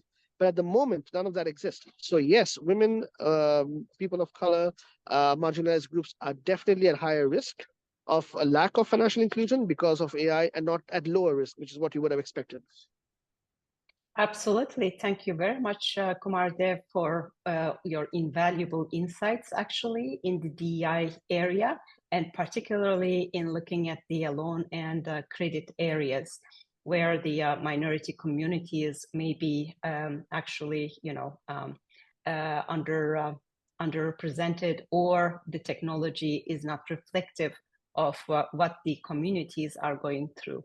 Thank you very much for these insights and providing us very inspiring guidance in this area. Just before closing, I would like to announce our next event as an advancement of this week at the World Congress of Angel Investors, WBAF 2024, the premier gathering of equity and capital markets worldwide. It is scheduled for November 19th and 20th. The World Congress will take place at the Four Seasons Hotel, Bahrain Bay. We extend a warm invitation to all global stakeholders and yourself, of course, to join us in Bahrain for the World Congress of Angel Investors. It's important to note that WBAF 2024 Bahrain Congress will be held under the patronage of His Royal Highness, the Crown Prince and Prime Minister Prince Salman bin Hamad Al Khalifa. We express our sincere gratitude to His Royal Highness for his unwavering commitment to fostering global economic empowerment through entrepreneurship, innovation, and angel investment. With that, we express here with all our gratitude to yourself, Kumar Dev. Thank you for participating. Thank you very much, Dr. Birgul, and looking forward to joining you guys in November. Thank you. Thank you. Bye-bye. Dear participants, welcome to this roundtable as announced by my dear Antonia, country co-chair for Switzerland at World Business Angel Investors Week 2024, taking place globally between 17th and the 23rd of June. Today, we unite under the pivotal theme, Pioneering Perspectives, Leveraging Technological Innovation to Enhance Diversity and Financial Inclusion in Entrepreneurship with Startup Insights. This aligns with our broader vision of building stronger business ecosystems to increase financial inclusion. Welcome all. This week is dedicated to leveraging the insights of the world's most influential women leaders, policymakers, entrepreneurs, and artists. Our goal is to tackle the pressing issues facing early-stage equity markets in today's new normal. The World Business Angel Investors Week 2024 also serves as a powerful stage to advocate for resolutions to these urgent matters and other global concerns at platforms like the United Nations, the European Union, and within G20 nations.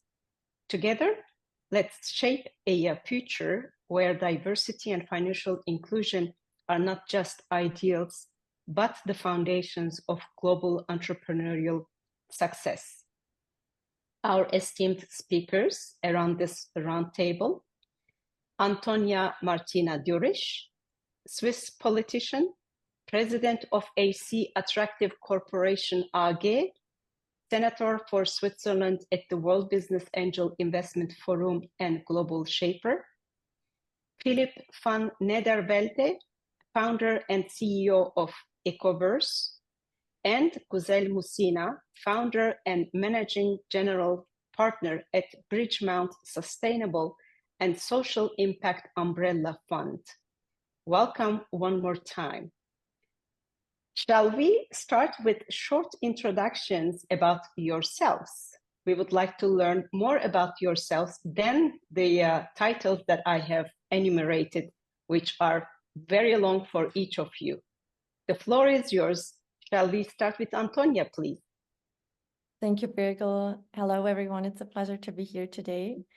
It's always so difficult to say who you are in short sentences, but I'm basically striving for fairer and for just a world where everyone has the same chances to succeed and have a happy life. I myself am a politician where I focus solely on social and green topics, but as well for economical topics, because I myself am an economist and my background is artificial intelligence management. So I'm an expert in this field as well. And yeah, I'm part of the World Business Angel Investment Forum and striving to open up, you know, for so many women and inspirational people around the world, the floors to innovate and just to create things they love to do. So that's who I am. And I would say from a personal side, I live in Switzerland. I have a fiancé, and I am just a normal human being loving to spend time with family, with animals, with all the people in my community and to help wherever I can. Thank you. Excellent. Thank you so much, Antonia. Philip, shall we continue with yourself? Sure. So I'm Philip van Nedervelde. I started building virtual worlds and metaverses 33 years ago in 1991, back when I still had hair. And in the early 90s, I founded eSpaces, which is now the oldest continuously operated studio in the world. Along the way, my team and we have been fortunate enough to receive some industry recognition for our work. And I'm currently building my 7th metaverse, Ecoverse, which is a Web3 on-chain, browser-based, omni-device accessible metaverse with which we aim to reduce travel emissions by moving real-world events and people's daily workplace to virtual reality. Other ways in which Ecoverse is unique is that we are developing an enhanced version of X Spaces or Twitter Spaces in virtual reality and AI tools to turbocharge social networking. So we are still in stealth mode, and we are currently seeking partnerships and additional funding to take Ecoverse to the next level. Excellent. Thank you very much, Philip. Güzel, may we continue with yourself? Thank you so much. Please tell us more about yourself. Thank you. Once more, I'm really happy to be here to join your absolutely fantastic community, because I'm convinced that only in collaboration with each other, we are able to create a really very beautiful world altogether.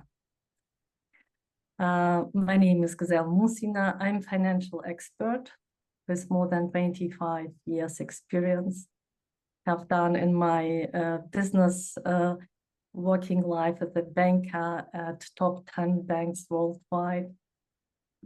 Many investment banking transactions, also in corporate banking, corporate finance, and private banking, becoming #1 at a bank I served for. And since 15 years, I decided to spend my time only on sustainable projects, achieving sustainable goals, even during the time no one has spoke about it so frequently, like it's a normal situation right now, a normal reality. And that's why I started to build up a group of experts and professional peoples, and to build sustainable and social impact fund in Luxembourg, but also in Liechtenstein as a tokenization platform, building ecosystem. And as my deeper background is social philosophy, because I'm a social philosopher in 7th generation already. And that's why for me, the most important issue was to build a global ecosystem. And within this ecosystem, the first priority we're paying our attention right now is health of every single individual. That's why our first fund within the umbrella Sustainable Social Impact is HEAL Fund, Holistic Ecosystem for Advanced Longevity. And for sure, I'm also a normal person. I'm a mother of 3 kids. And my family is extremely supporting me in all my interactions with this real world. It helped me to build a more nicer world with all together. Excellent. Thank you so much, Güzel. So we have a wonderful panel participants today. Antonia, I'm just turning toward yourself now, and we are very curious about learning on your engagement regarding the women's financial inclusion. You are very active in this area. What are the inherent biases you think do women presently face within the sphere of financial inclusion? Thank you, Birgul. Well, I talk to many people every day, and most think everything is fine. We're advancing in society. Life is great. But to be honest, I have a different perspective because I studied that topic for such a long time. And just the fact that we have 125 million girls currently out of school, that doesn't help financial inclusion around the world. We have 383 million women and girls living on less than a US dollar 190 a day, which is a catastrophe. And if we talk about catastrophes let's say on a business page, companies which were founded solely by women, they received only 2% of all VC investments in 2022. In Europe, even less than 1%. So I have many different questions, and sometimes I ask myself, why is it that way? And a certain pattern for me appears because I realize that only 15% of all the VC check writers themselves, they are women. And so if this isn't already a first warning sign, to certain bias within our society, which shouldn't be ignored, we have this other study which has specifically been made, which found out that 70% of all the VC investors, they prefer pitches presented by male entrepreneurs over those presented by female entrepreneurs, even though the pitches were identical. And the consequences from this bias within our society, it's tremendous. So it means that global GDP, it actually could rise 3 to, I would say, 6%, boosting the global economy up to 5 trillion annually if women entrepreneurs would receive the same investments as male entrepreneurs. So for me, I talked to many investors and I contacted them and we talked about all that. And most of them, they were not aware of the statistics that if you analyze the return on investment between the genders, so for each dollar invested in women, you have $0.78 generated revenue from that woman. But from a man's side, you have 0.31 for men. So from an investment side, I still don't understand why people aren't investing more into female projects because the numbers, they speak differently. And if you ask me personally, and you analyze also how many CEOs we have globally within all this S&P 500 institutions, we have like 5.4% of all the women which are CEOs globally. So I think we have a deep-rooted bias problem. And the bias, it's first one of the investors. But then, of course, we also have all those gender stereotypes which we still have in our heads. And I think that women, they have limited access to all those networks because some of the clubs are men only, or some of them are just not up to the speed which they should be. So, next to that funding gap due to only male investors, we have not enough role models within the market. And one of the most important points, which I really think we should all think about, and why I would love to use that platform to set that seed to think, is homophily, which basically is the love of the sameness, or how we always love to say, same feathers flock together. So, it's very difficult to succeed if you are different, if people like to support similar people and similar energies, right? So I would love to give the seed to all the investors around the world, like try also to, even if you're different, to put the differences aside and to find a way to collaborate anyways, even if it might be like pink project or something which is so inherently different than what you're used to give those different women or minority groups a chance. Yeah, so that's, I would say, my first answer to that question. Thank you very much, Antonia. Now, Philip, you are a metaverse technology guru. So we were just wondering, in what ways can metaverse technology foster and amplify greater diversity and inclusion?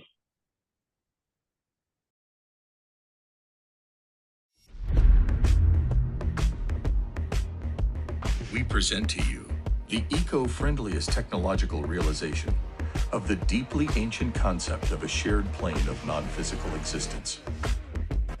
We bridge the desert of the real to the oasis of the virtual. We unlock the limitless utility of the digital. We empower you to do well by doing good. Ecoverse is the first metaverse to simultaneously make the physical and the digital world better. We are creating an oasis for the mind. An eco-friendly personal prosperity toolbox. A blockchain and AI-powered decentralized decarbonization engine. A vibrant, open, interoperable, on-the-device accessible, persistent virtual society where all of us can thrive and do almost everything that we can do in the physical world. Create, learn, shop, play, collaborate, socialize, and earn a real living in a virtual world. We are ushering in the next phase of the evolution of the collective human mind that builds the noosphere, the realm of the mind, the meta-mind. By realizing the virtual, we fulfill the becoming of a way for the cosmos to know itself.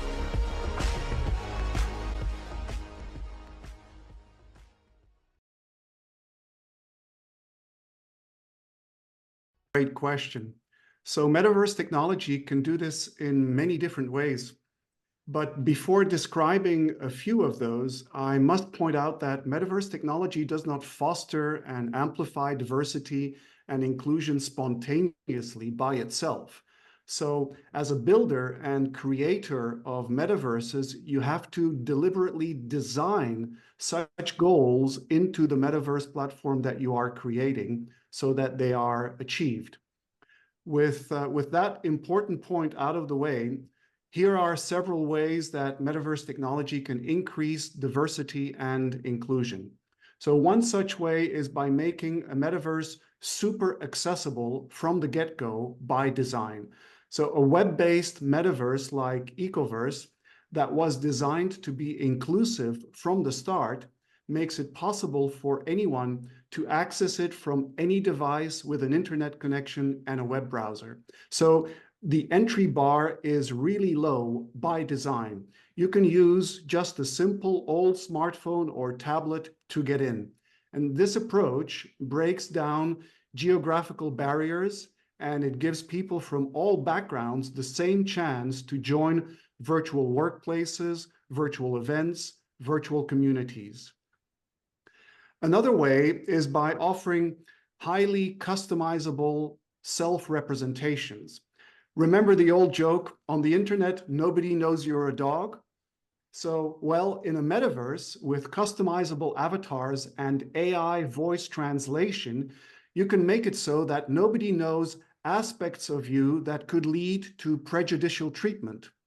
Similarly, with the same technology, you can create avatars for yourself that express how you feel inside, that express your unique personality, and this promotes self-expression, inclusivity, a sense of belonging and acceptance, and it helps celebrate diversity and can ensure that everyone feels seen and respected for who they truly are. Yet another way is by enabling economic, financial inclusion. So a metaverse can also bridge economic gaps by offering virtual jobs, virtual marketplaces, and opportunities executed in the virtual world for entrepreneurship. So these virtual economies, they can empower individuals to participate in the digital economy, allowing them to leverage their skills and creativity in new ways. With this approach, you can reduce barriers to entry and provide financial empowerment to people from very various and different diverse backgrounds. And thereby you can create a more inclusive and diverse economic ecosystem. Yet another way is by enabling real-time global collaboration. A metaverse allows individuals from very different cultural and socioeconomic backgrounds to work together, share ideas, learn from each other, collaborate, cooperate. This interconnectedness breaks down geographical barriers, it fosters innovation and understanding, and it brings together diverse perspectives and facilitates the development of creative solutions to global challenges, as well as enhancing mutual respect among users, provided you've designed it properly from the get-go. A few more. So additionally, virtual spaces can be designed to be accessible for people with disabilities, with features like text-to-speech, customizable interfaces, adaptable environments. They are welcome and they can thrive there. Another one is that users can create and share content that reflects various cultures, experiences, and perspective, thereby enriching the digital ecosystem. A metaverse can also allow people from different cultural and socioeconomic backgrounds to work together, share ideas, and learn from each other in real time.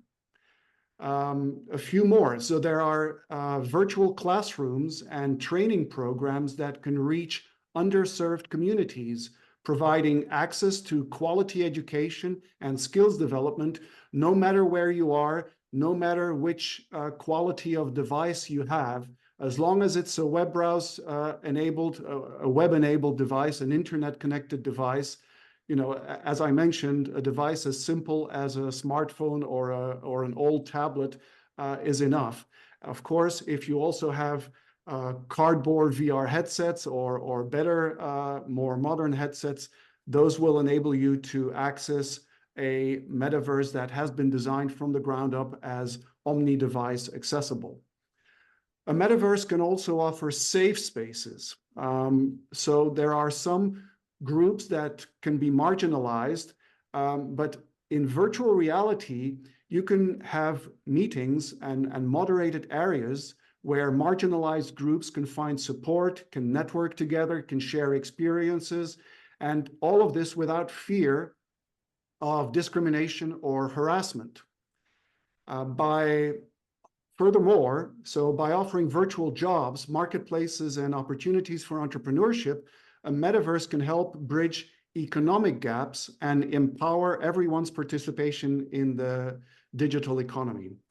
Finally, a metaverse can support the creation of diverse communities where people can connect over shared interests, experiences, goals, and fostering inclusive social networks. Thank you very much, Philip. This is really a very, very global and complete, overview of what metaverse technology can do. Now I'm turning towards yourself, Güzel. You were mentioning a little earlier that the health is very important. Why does financial inclusion fundamentally begin with access to healthcare? Can you enlighten us on this topic, please? Yes, thank you so much for this great question, which is also exactly focusing on what we are actually doing right now. Because as I have pointed out, we started creating sustainable and social impact fund to enable a global ecosystem within this healthy world. And first, we focused on all 17 and SDG goals and invested ourselves in different technologies, in fintech and recycling area, in organic fertilizer, in metaverse. By the way, it's quite interesting issue for us as well, because we understood how important it is for the future development and inclusion. And at one point, as we should have taken this decision of what should be the first sub-fund within our umbrella, what we really realized that a healthy ecosystem starts with a health of every single person itself. And so that's the same, like we should first start to heal ourselves before we are continuing to create nice world around us. So that's why we took this focus particularly on the every single individual and on the health issues and questions, what could make everyone to contribute, able to contribute more to this beautiful world. And we know that having more power, having more energy, we could create better impact. And that's why we have started exactly with this first question. We absolutely strongly believe on that only healthy people could create a healthy ecosystem and healthy society. That's why this is our first focus at all.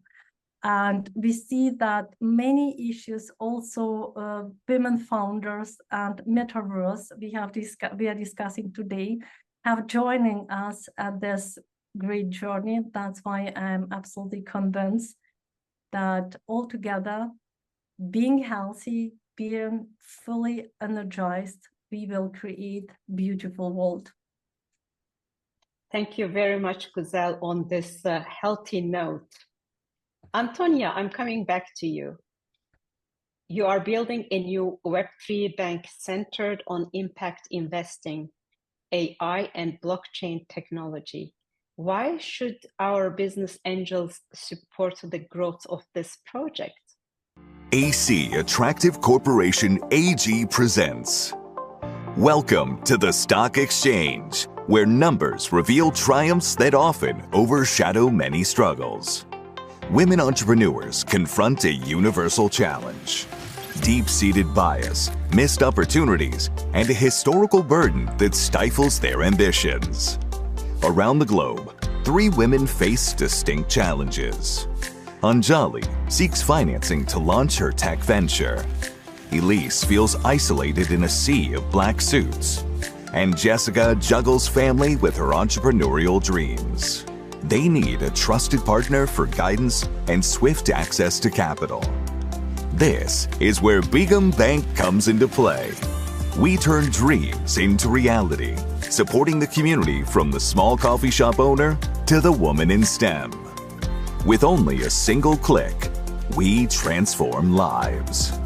Introducing the first Web3-powered underwriter bank, providing advanced edutech, AI, and gamification pipelines to develop entrepreneurial skills. While big data and KPI analytics connects entrepreneurs with ideal investors, paving the way to successful IPOs.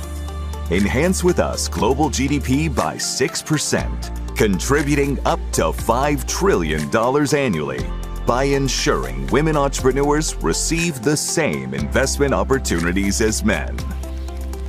What are you waiting for? Let's change the world together.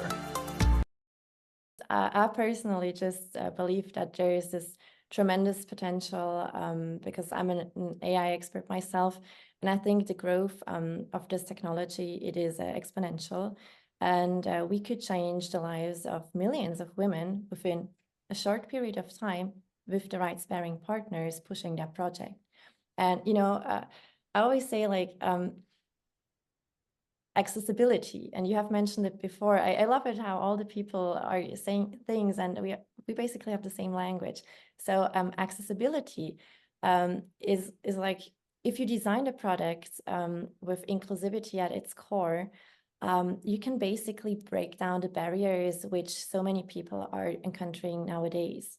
And I think this gives like the opportunity to live a better and more fulfilling life, what Güzel mentioned.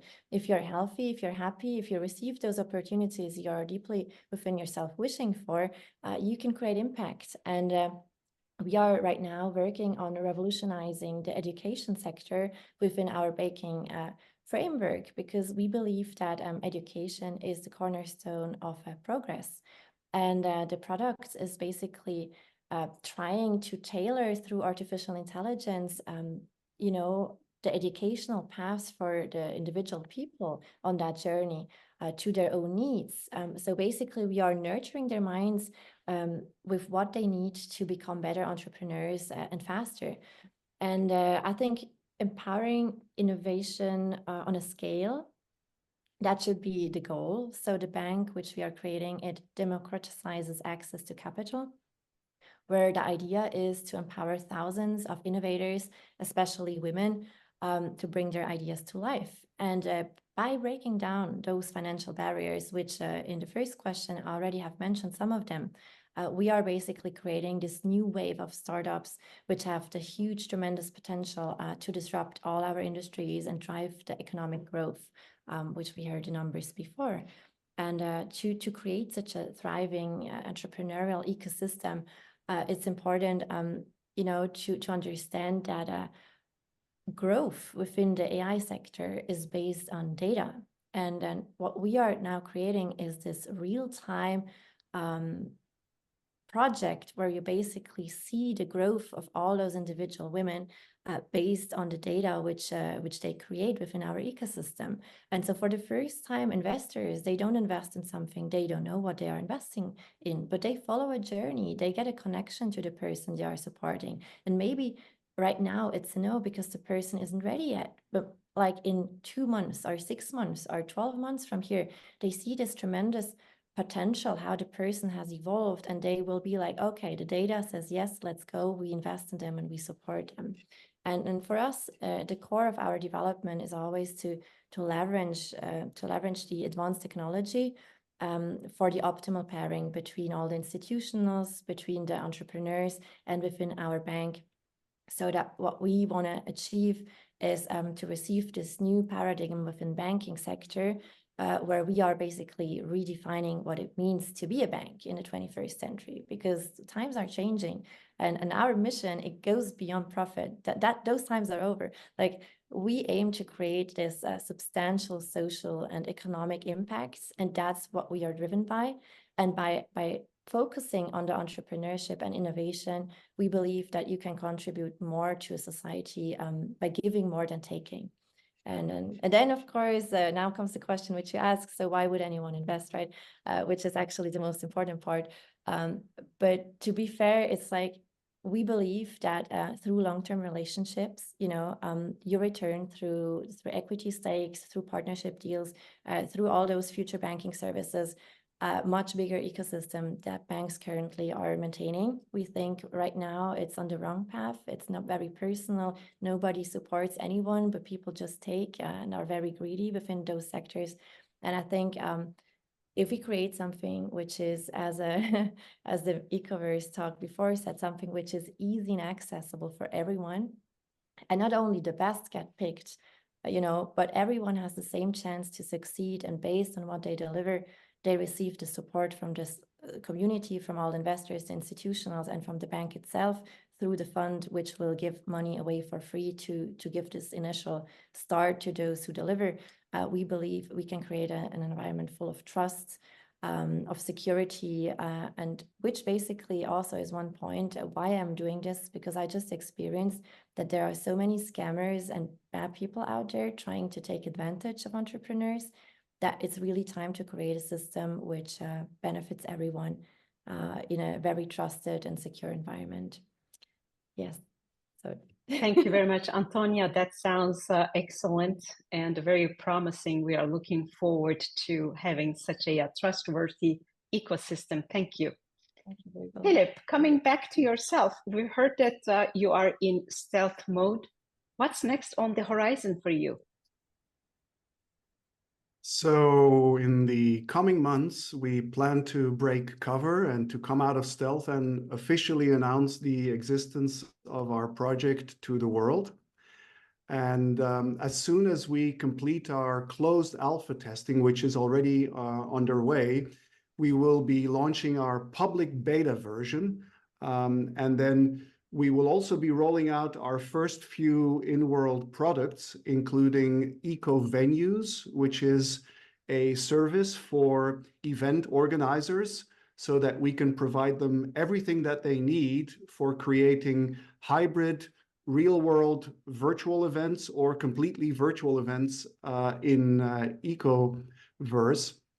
And then we will also be rolling out eco spaces, and that's for enabling real-time discussions in spontaneous meetups and informal events, very much like on X or Twitter Spaces, but better because we add the virtual reality and screen sharing and many other features. So we furthermore have multiple on-chain in-world games at various stages of development. And some of these games have a very ecological theme, and they have built-in rewards where when you level up to a next level, you can cash out your points or your rewards and do so in a way that actually helps the decarbonization of the real world. So by, for example, if you have X number of points in one of the games called Dendra, you can cash in those points and plant a tree or multiple trees in the real world, and or maybe support a decarbonization project in the real world. So on top of that, we have also plans for the integration of AI, the specialty of Antonia, and for the release of a marketplace for co-creator content, so user-generated content creation tools, so where people can sell and buy user-generated content. So that's our support of co-creation. Now, we prefer not to make too many promises or announcements prematurely, as new advancements in the technology itself are emerging rapidly. So we're agile and quick to adopt these latest technologies, and we're often among the first in our industry to do so. For example, we were the first metaverse to run immersively and with gesture-based navigation on the Apple Vision Pro. So we have a lot of exciting stuff coming. Stay tuned and watch this space. Excellent, Philip. So we are actually looking forward to the upcoming news, and hopefully we will be able to try all that and have wonderful experiences in Ecoverse. Absolutely. Güzel, thank you. Güzel, I'm coming back to yourself. Could you elaborate on the work of your fund and how it contributes to advancing financial inclusion? Yes, thank you for this great question. As mentioned before, we decided to create with our work not only the global ecosystem, where we have been already invested in many important issues with regards to SDGs topics, but holistic whole ecosystem. And important is to mention that two topics have been the highest priority for us already just at the beginning. They've been health and education. As we know, health and education should be a priority on a state level, but we all know how poor this issue coming between all other very important, for sure, very important questions all over the world. And that's why we are empathizing the growing prioritization of health and consciousness and addressing medicine from early stage, even from prenatal stage through the whole lifespan. And our focus is, and the uniqueness, by the way, of our whole ecosystem strategy, as to bring life sciences, nature resources, and ancient wisdom together.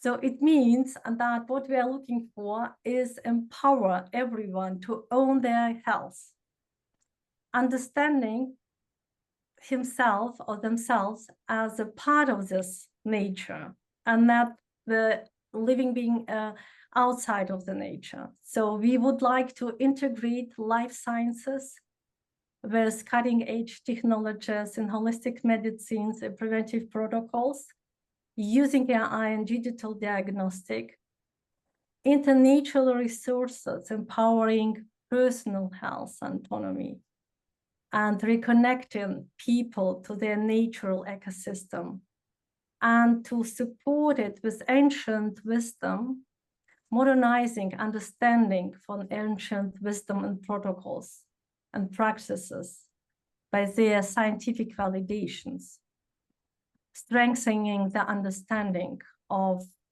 this triangle: nature, ancient wisdom, and life sciences, using all technical advantages of modern world, including digital health, edutech, AI, deep neural network, etc. So that's why the structure of our holistic ecosystem is following. First of all, it's health itself, healthcare, health prevention, and health education, using digital health, edutech, AI, and deep neural networks, using all biotech, agrotech, medtech, all technologies, neurotechnologies as well, using for sure sustainable energy transition and infrastructure, including eco data centers, and using decentralized longevity banking with tokenization and data security. Data security is one of the main focus as well for us, because we know that health data are absolutely important, and security of the health data is absolutely important today.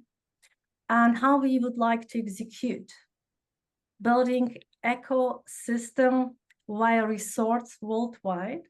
And our first goal was to create 50 resorts worldwide. However, very quickly we understood that using our ecosystem technology, it's important that we enable implementing our model to make every single place in every single community to longevity, to heal ecosystem worldwide, using all features and bringing cutting-edge medicine, healthy longevity medicine, so far as possible to users. How are we doing that?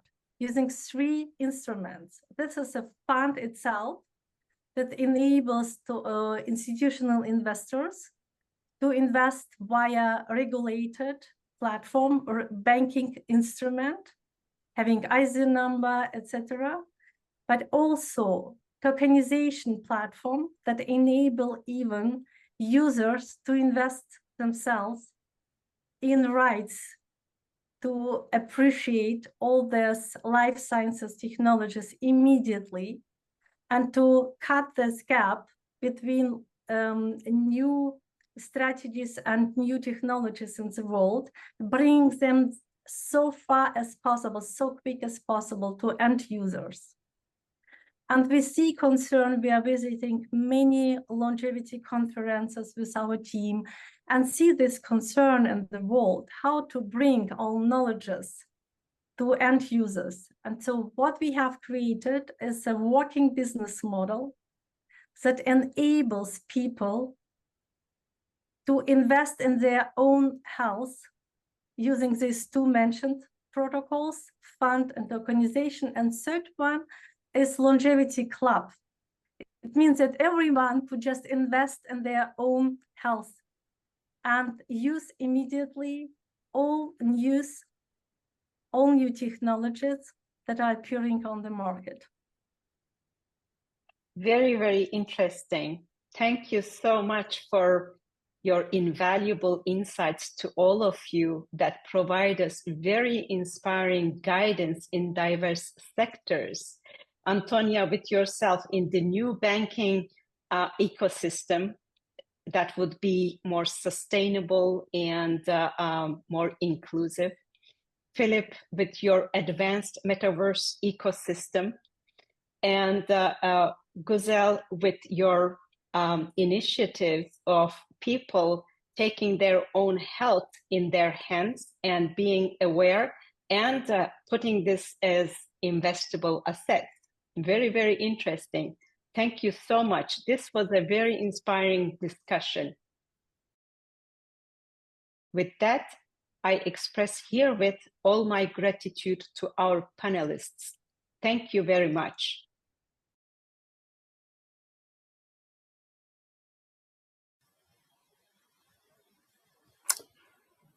Hello, everybody. 6 billion, 70%. What are the numbers, I guess you're asking me? 6 billion, this is the numbers of people living in the global south. About 90% of the world population. 70% is the proportion of people below 30 years old living in this part of the world. Let me give you another information that I guess you know as well. Is the global south is by, let's say, well-known facts and academic studies, the part of the world that is the most affected by global warming. Now remember the numbers I gave you, just to give you a side of the challenges we are facing. I'm Sebastian. I'm the CEO and co-founder of Unlock Inno. Thank you very much for giving me this occasion to talk and to share about this very important topic, which is entrepreneurship and inclusion. What I strongly believe, and this was the root of Unlock Inno in terms of vision, is that in order, let's say, to mitigate global warming, it's important to look at where innovation has the highest chances to become mainstream and to be scalable. I believe that some of the best innovation we are going to see that will mitigate global warming are going to come from the global south. Why? Like I said, most affected by let's say, the global warming, meaning that the problem is basically eating them every day. What I've seen in Africa, I was in Nairobi last year, where I had a chance to meet with the whole green chemistry / climate tech ecosystem, from government of Kenya to UNESCO to startups to industrial partners to research institutes, is the following. I've seen great ideas, fantastic ideas exposed by academics, by young teams of researchers at different degrees. What I've seen on the other end, I've seen challenges when it's come to scale up these ideas. Scale up in a sense from lab or initial lab prototype to bigger prototype labs to market. And I've seen it across the board. It's also well-known information that there is structural issues when it's come to scientific academic labs equipment in the global south. So here's the idea that I do believe it's important, is that as a society, as a world, we need to find ways to unlock innovation in the global south. The way I believe it can be done is that if you think about climate change, about innovation, you need to take into account that a key node, a key aspect of the equation is going to be science, especially science in academia. So my belief is that if we want to accelerate innovation in the global south that will have the biggest impact in the world, remember the numbers I gave you, we need to find ways to build up R&D capabilities in these labs, in the chemistry labs of universities across global south. Why is it important to do this? It has a lot of the chain of consequences is basically fantastic. If you build up R&D capability in the global south, you are going to give a chance for innovation that have the potential to be scaled across global south directly. It gives chances for this innovation that can apply in different places to go live as well. You give a chance to have innovation that are directly, let's say, solving people's problem faster. What is the consequences of that? Think about it. I mean, if you have this innovation that goes to market, what it means is that you are creating a value chain of researchers, scientists, people in charge of commercialization, ID to market. So you are also have an impact on the job market. And remember the other figures I gave you, 70% below 30 years old. It's very important to have, let's say, this ecosystem to be built up, which is also going to have a fantastic impact on job opportunities over there. So this is what we are after with Unlockino and the team, the international team now, which comprise people from Egypt, from the US, from Kenya, as well with the scientific committee that is made with from scientists all across the world. Our belief is that there is ways to accelerate building up R&D capabilities in the Global South, especially on the academic side.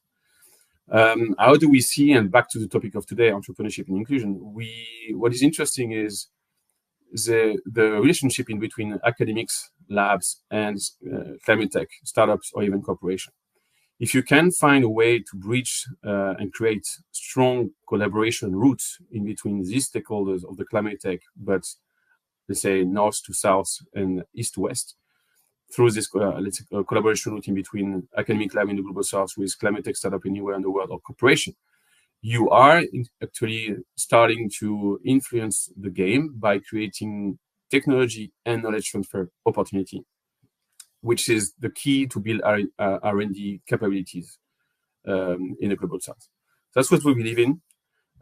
That's what I wanted to share with you today, because I strongly believe this is a underseen, under-discussed topic. We need science. Science might be different. People that knows me, science will save the world. But especially we need to give the key to build up R&D capabilities and to create these collaboration routes that are more than ever important to accelerate innovation and to tackle global warming. Thank you very much for your time. Have a wonderful discussion, and let's keep in touch. Dear participants, welcome to this roundtable at the World Business Angel Investors Week 2024, taking place globally between June 17th and 23rd. I am really delighted to be here with you today. Our theme, for this roundtable, Bridging Technology and Entrepreneurship, is crucial in fostering innovation and driving financial inclusion worldwide. This roundtable aims to delve into how advanced technologies such as, for example, artificial intelligence, virtual reality, augmented reality, metaverse, blockchain, quantum computing, and so on, can be strategically utilized to build more inclusive entrepreneurial ecosystems, especially in regions where limited access to traditional financial services. As we gather here, our collective mission is to craft a roadmap that empowers entrepreneurs, startups, and SMEs to strive amid the challenge brought by the post-pandemic era, of course, and the geopolitical uncertainties. Our discussion will highlight the critical role of diversity and inclusion in entrepreneurship, ensuring that technological advancements are accessible and beneficial to all, particularly SMEs in developing economies. This roundtable will aim to answer key questions about the deep relationship between technology and entrepreneurship. These questions will guide our dialogues as we seek to create a dynamic space for connection, sharing, and knowledge exchange. Entrepreneurs, investors, academics, leaders, and policymakers will have the opportunity to dissect the entrepreneurial journey, fostering growth in innovation and angel investment ecosystems during this Investor Week. Our goal is to leverage the insights of influential leaders to address pressing issues in early-stage equity markets, advocating for resolutions at platforms like the United Nations, the European Union, and the G20 nations. Together, let's shape a bright future where technology and entrepreneurship not only coexist, but synergize to create resilient, robust, and inclusive business ecosystems. I am excited to welcome our esteemed speakers into this roundtable. Please take the stage and introduce yourself in 60 seconds. Let's start with you, Malak, please. Hello, my name is Malak Trabasilov. I am the founder and the president of Vernwell Group. It's a group of companies focused on policymaking, international legal advisory, and innovation. Our main focus is space and deep tech, especially quantum technologies. Thank you, Malak. Please, Martha. Yeah, thanks for having me. Super excited to be here today. My name is Martha Böckenfeld. I'm also a CEO and founder of the Metaverse, which is not only a metaverse itself, but also a brand I use to help companies to transform their business from where they are today in particular in the intersection of AI, Web3, and the metaverse. As part of that transformation, I do a lot of education. I find this is key nowadays, also to give more access to people, to get more people involved in everything. I'm also United Nations Peace Ambassador in recognition of my work I do in the intersection between humanity and technology. So thanks a lot for having me. Super excited to discuss today. My pleasure. Thank you. Birgül, your turn, please. Hi, everyone. Hi, Benjamin. Thank you very much for this opportunity. First of all, I am sharing the same, ground as yourself because we are both of us part of the WBAF. Actually, that's the case with Marta as well. So I'm super excited to be here in this event. My background is rather in the financial services, right? So I have been working for the global banks, and I have been knowing the issues relating to the global banks inside and out in first line of defense and second line of defense, knowing that we need urgent solutions. That's where I see the technology coming truly, really, to the rescue of the financial services. And this is where I have a big interest. I can talk about it maybe during the conversation very briefly, what I am about to do. So thank you very much for having me here. My pleasure. Nicolo, please. Hi, everyone. My name is Nicolo Somaschi, and I'm a co-founder and CEO of Quandela, which is a quantum computing provider based with a headquarters in Paris, France. And very much for the invitation, and I'm very happy to provide my insight on this field, which is growing very much, and I've been co-founder of the company created in 2017, so a lot has been passed through these years, even not so many, but is very fast growing, so I'm happy to share that with you. Thank you very much. And now it's turn to our moderator today, Pascal. Thank you so much. I'm the director of Unlimited Trust Campus. We are based in Lausanne. We are owned by a company, SIGPA, very active in security traceability across the world. And we bring in to entrepreneurs and innovators a whole ecosystem where some of the technologies that we're talking today are being not only studied, but also applied. So we're very excited to be here today. And I think we're in for a great discussion. I'm going to start with the first round of questions, start the discussion. And again, I think we want to link a bit how technology is changing the world. And we know technology is going fast. We have some quantum, AI, Web3 experts. So we want to understand also how this will play out in terms of scenarios if we want. So the first question I'd like to ask to the team, and I'll start with you, Malak, if you don't mind, is really thinking about how some of this deep tech, you mentioned quantum, but I know that you're working on a lot of those deep tech technologies. How do you think that they could be used in a strategic ways to be creating those more inclusive entrepreneurial ecosystem, right? I think Benjamin told us also about the topic of today, right? So financial inclusion, which obviously means that it has to cover some of the regions that don't have necessarily a whole-fledged or full-fledged venture capital industry. So please share some early thoughts on this question, Malak. First of all, I would like to thank you for moderating this session because I did not do it earlier. And thank you, Ben, for the invitation and including me with the great team here. Talking about quantum computing, we have one of the industry leader here who started startup since 2017. And he's one of the leading startups in France. And actually, when we talk about technologies like quantum computing and quantum technologies, quantum computing in particular, I remember I started this 2020. At that point, it wasn't very popular like today. We did not see it making the headlines like it did, and it was new to most of the people. And like a company, like a startup, like Candela, and I'm choosing the example because Nicolo is here. At that time, it was, wow, what they are going to do, because quantum is still in the research lab. Today, we see that it's not in the research lab.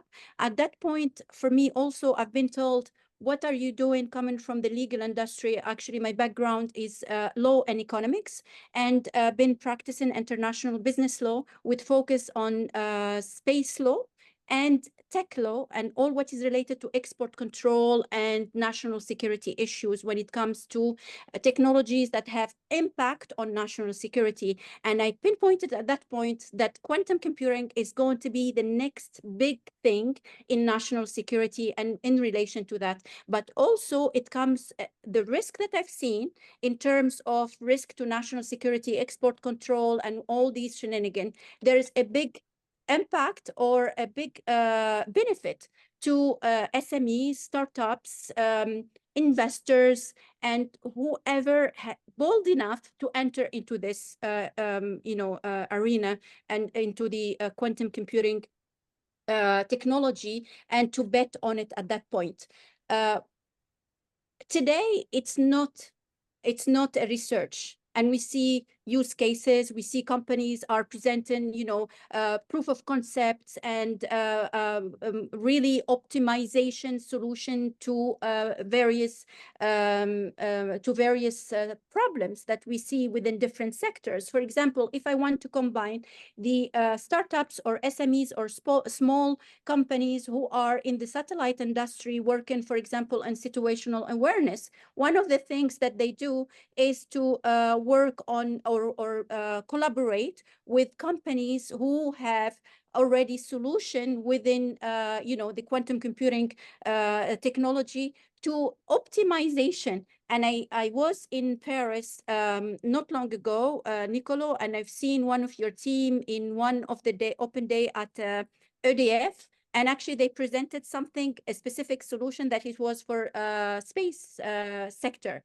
And here, it's very important to understand that how this can be utilized. And I'm pinpointing on quantum computing because it's very, very important. And I'm doing my best in order to promote the technology in the UAE and the GCC. These, if you see the different activities that we are launching, the consortium and so forth, attracting investors and also influencing policy making, it's very important to know that the next big thing for SMEs to have the big jump is to be involved and to find out what quantum computing companies are doing for to solve their hard problems that they have today in order to make that jump into the next big thing. Thank you, Malak. I think you provided the perfect intro to Nicolo because you referred him a couple of times. Maybe if I could frame the question for you, Nicolo, is we're going to cover maybe SMEs in a minute, but do you see a role for quantum computing? And obviously, you're not a futurist yourself, but you're close enough to the technologies, but to provide, I would say, access to other regions, to create those inclusive entrepreneurial ecosystem. And if you see, like, how could it potentially look like, right? Because we know now that technology is getting diffused much faster, but how does it look like for quantum for you? Yeah, I totally agree. One of the best way to make this technology useful is to create a community and awareness. And most of the companies we work with, and Candela, of course, since the inception, is concentrating on provide evangelization on what we do with the awareness of what the technology can do today. We don't want to fool neither user, clients, partner, nor society.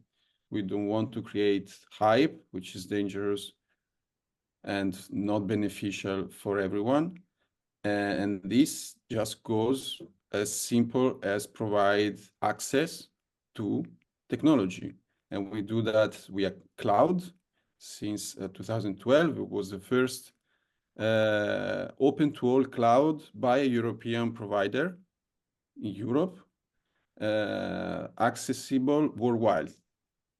And that has been free of access until some month ago. Then we have upgraded into a billing part with some still free credits for people that want to test it. And of course, advantage fees for universities. And attached to this, we also work with universities and companies providing training. And this is a big part, and the training goes with the introduction on quantum computing, introduction on the technology, and testing. We want to make people writing codes, testing codes, and we do this globally. We do this in most of the country we have reached, North America, Korea, and we will continue doing so. One important thing, of course, is, and then I conclude, is strategic and sovereignty. This technology has to be considered, but in Europe, especially France, this is well known, and this openness goes also with this awareness. Very interesting. I think you provided really a template, and I'll go to you, Marta, maybe for the next part of the comment. But the part on community evangelization, kind of worldwide access in an open manner, I think is a great way to advance and really include everyone. I know, Marta, you splitting your life between real life and metaverse life. Any other I would say comment you would bring to this question? Yeah, I think one point which Nicola mentioned, which cannot be underestimated, is the access to quantum computing. And as he mentioned, cloud-based quantum computing, knowledge sharing, and capacity building in under-reserved regions. So we see that in a lot of regions, the infrastructure is just not there. So very often also I have the same with the metaverse when I try to explain all the beautiful advantages we have. And in my case, in my little metaverse, also people can access globally, and they can access via desktop, and they can access via mobile phone on purpose, because not everyone has the Google or the new Apple Vision Pro or a VR headset. So I would say cloud computing, very, very important, not only for quantum, but generally open source is very important. Then you already highlighted the community building. The whole space and innovation and entrepreneurship can only really work if we create a community and also an ecosystem. And that's what we are trying, one of the purposes in the World Business Angel Investment Forum, that we're trying to bring different stakeholders together. So we try to create ecosystems and to connect people which might not be connected normally, and that also provides new access. Doing it alone anyway is first of all no fun, and as we know, the biggest strengths we have as human beings is creating communities. Is a very old, genetically driven even aspects to really work successfully. What can also not be underestimated is how is quantum or other technologies, how they are driven. So let's say how they're driven with the diversity in mind. So Nicola, I don't know how many women you have in your company, but unfortunately, we see in particular also in quantum, we have, I think, 1 out of 54 women. On the other side, we just had on Saturday a big symposium with one of our colleagues from the World Business Investment Forum about digital diplomacy. We have seen that women have, as entrepreneurs, better results. as much as revenues. And as a big UBS report I found, I didn't know before. So there is a question not only having the technology, infrastructure, access through cloud, open source, and with the banking finance background, I also have open banking, but make sure that when you have communities and teams, you have a very diverse group, like we have beautiful created by Benjamin today. We come from different backgrounds. We have also female, male, but just different backgrounds is for community-driven success, I would say. And that makes us, that is also the beauty of humanity and of humans. Fantastic. So I think, Birgül, you concluded that part of the discussion. You have also a background in finance with some technologies. Anything else you would say about really kind of bringing in, I would say, kind of the used to be close to technology, either groups or citizens into the fold of this new technology? What would you? Yeah, it's recommend? very important that we have education. So I spend a lot of my time when I also advise clients in education, because usually they have all sorts of ideas. And last year it was, I want to have a metaverse. So where and what's this for which users, and all of that was not the question, it was just a kind of trend. Then this year, everyone thinks like, okay, AI is only a trend, but AI is not only a trend. Like metaverse is totally empowered by AI. AI is natural empowerment, everything. So we cannot stress enough that learning and education, and I don't mean only education in schools, I mean really education for each one of us. I do research and learning, I would say, at least 3-4 hours a day. And I've done this all my life, even as an executive. You might say, yeah, how can you ever be a CEO of a bank?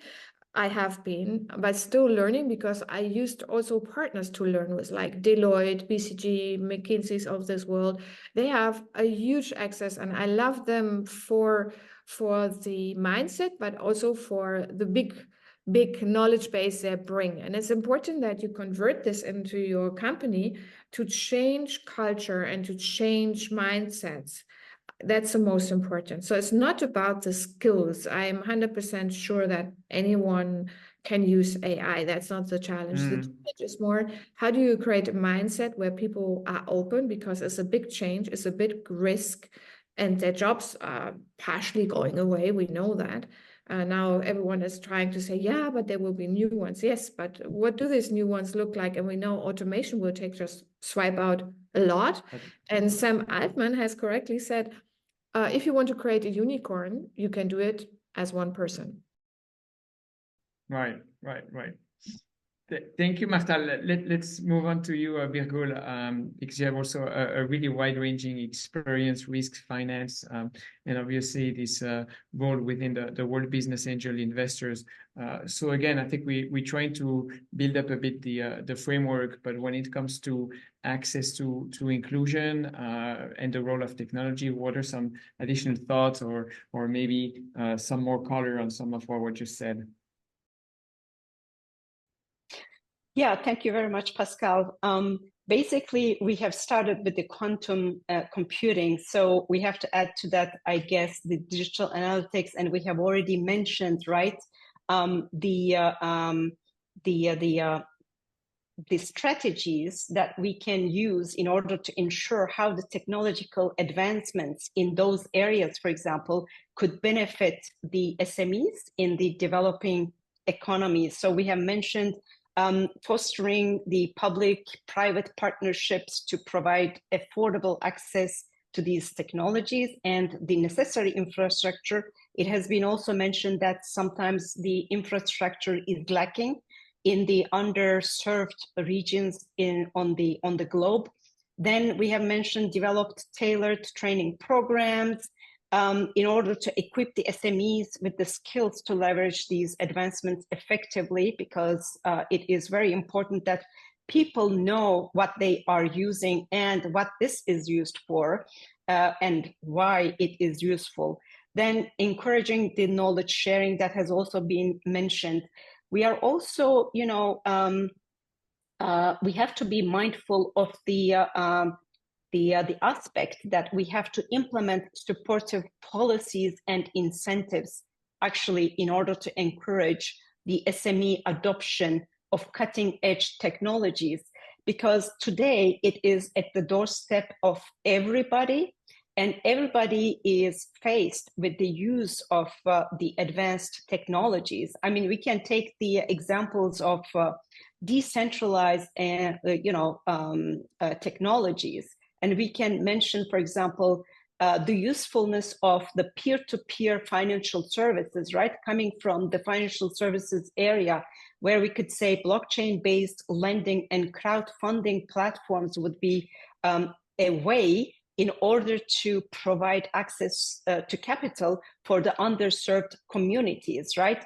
We could also mention leveraging the AI in order to identify and assess the creditworthiness of the underserved communities and people who are looking for access to funding, in order to use a reduced bias, basically, because those machines are trained, as we know, with the preset bias already in order to come up with the outcomes for saying, okay, you will get credit or you will not get credit, for example. So we have to be mindful of the fact that there is some bias introduced, in data analysis, and with the solid policies implementations, we can help basically in order to get that bias taken care of. Then there's metaverse technologies, where we can create immersive training, educational experiences for the participants of the SMEs, for example. And then we can implement the IoT solutions, right, in order to streamline certain supply chain management and the logistics, in order to enable the entrepreneurs to reach broader markets. That is extremely important, that we have to keep a broad view of what that means to have access to the technology, or know that the technology does exist, and create that access and entrepreneurship. Because coming back to the basics, now, if I was talking about the definitions of technology and entrepreneurship, and we are talking about bridging those two, we could say that technology can be broadly defined as the practical application of scientific knowledge and principles to solve problems or accomplish specific tasks and purposes. So it involves methods, processes, systems, devices, and different capabilities that result from applying scientific discoveries and technical knowledge in industries, commerces, and everyday contexts. That is basically joining the definition of entrepreneurship, which is referring to the process of starting a new business or venture, typically with some element of innovation, and bearing most of the associated risks and rewards to create economic and, of course, potentially social value from ideation to operations focused on problem solving. So the entire process of conceiving, launching, and managing a new business, for example, and getting into those ventures in an innovative way by taking calculated risks to derive rewards. That is what we are looking for.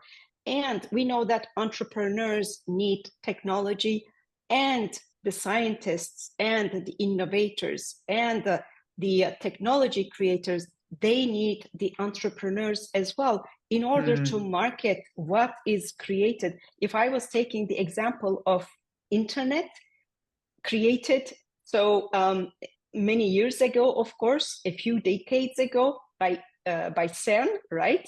However, they didn't know how to commercialize that. So we have to keep it.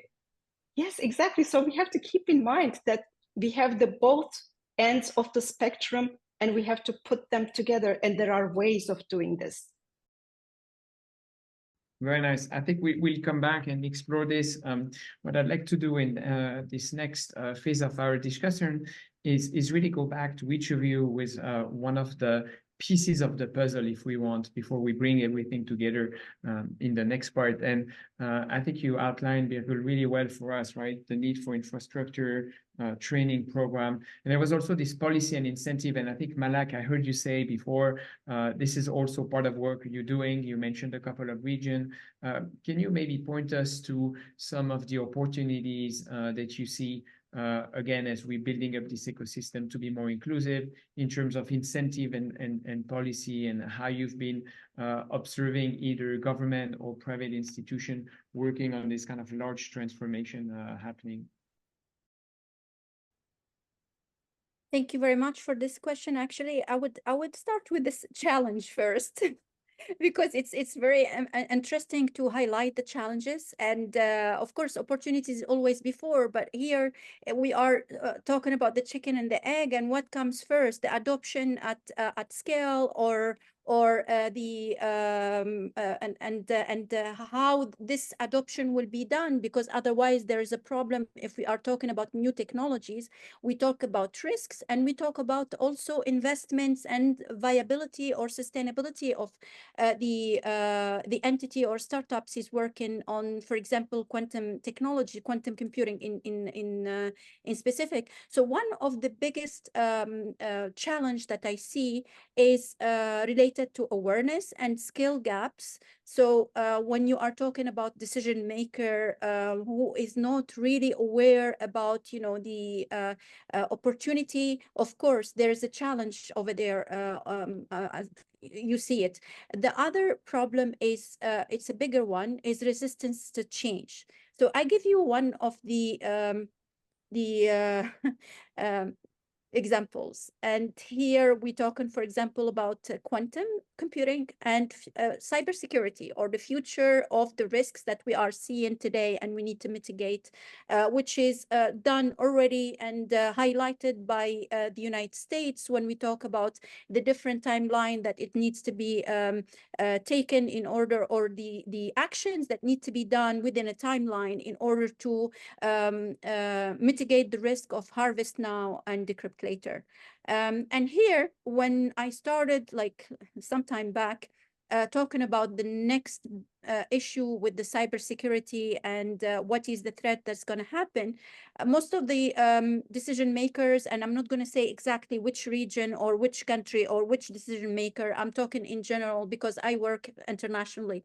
The most important part is like, yeah, but we need cybersecurity solutions for now. We have threats that we have today, and that is going to be happening in the future. So, you know, the foresight and the resistance to change is are one of the biggest problems I faced to do it.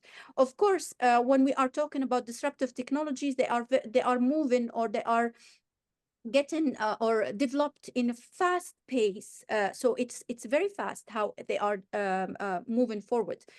Policy making is very, very slow. And when I'm talking about policy making, I'm not talking about one country or two countries. I'm talking about internationally, and how we can prepare to you know, be ready for future risk, which is a problem for global security. It's not only national security within one country or another. So that's one of the biggest challenge that it needs to be looked into it, and we need to move faster when it comes to disruptive technologies or emerging disruptive technologies. So when we talk about the opportunities that these technologies can bring to the table, of course, enhanced efficiency. And we see that with AI already. Okay, I'm not even talking about the future. We see today how AI is changing the what's happening in the business arena, and actually it's making it's optimizing operations and decision-making processes in traditional industry.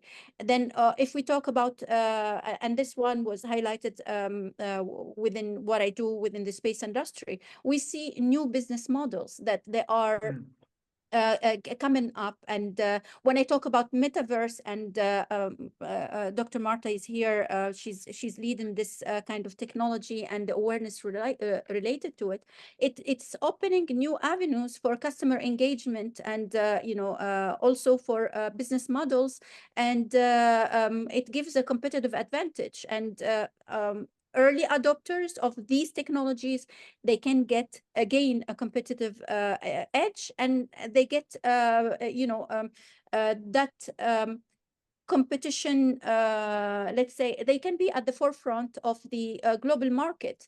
So these are the main points. But of course, when we talk about all this, there is a biggest thing need to be highlighted, which is related to the venue here, is the investments, and how investors can adopt or can help those startups to be sustainable, knowing that the ROI is going to be taken sometimes, because we're still talking about new technologies, and the way how it's going to be adopted by the industry, who are resistant to the change, is going to be already challenging. So I've seen some companies, and I will close my remark on this point. I've seen some companies having problems because actually they try to gain clients, but those clients are telling them, you know what, give us use cases or work with us on projects as use cases, and it's not paid for, and in order to have a proof of concept. And if a startup continue like that, it cannot be sustaining, and at the end of the day, even their existing investors will be will be questioning the solutions they bring into the subject. So here is like important empowerment, economic empowerment is important, the policy making, funding, and promoting these kind of technologies in order to have these companies sustain, because at the end of the day, it's part of the sovereignty of the country itself. And the other point is it's a part of the national security. And we know very well the friends and foes are competing so hard in order to have competitive advantage when it comes to their kind of technology leadership. Thank you, Malak. One point I'd like to pick up and bring to Nicolos also for comment is really this question about the infrastructure, the basic investment. I think especially for a field like yours, Nicolo, it's just kind of invest or die to a certain extent. What are some of your thoughts in terms of again, policy making, large investment, infrastructure building, because we know that the revenues are still a few years ahead in terms of the development. What have you seen? What do you feel from your experience? That is a big topic, is a big awareness.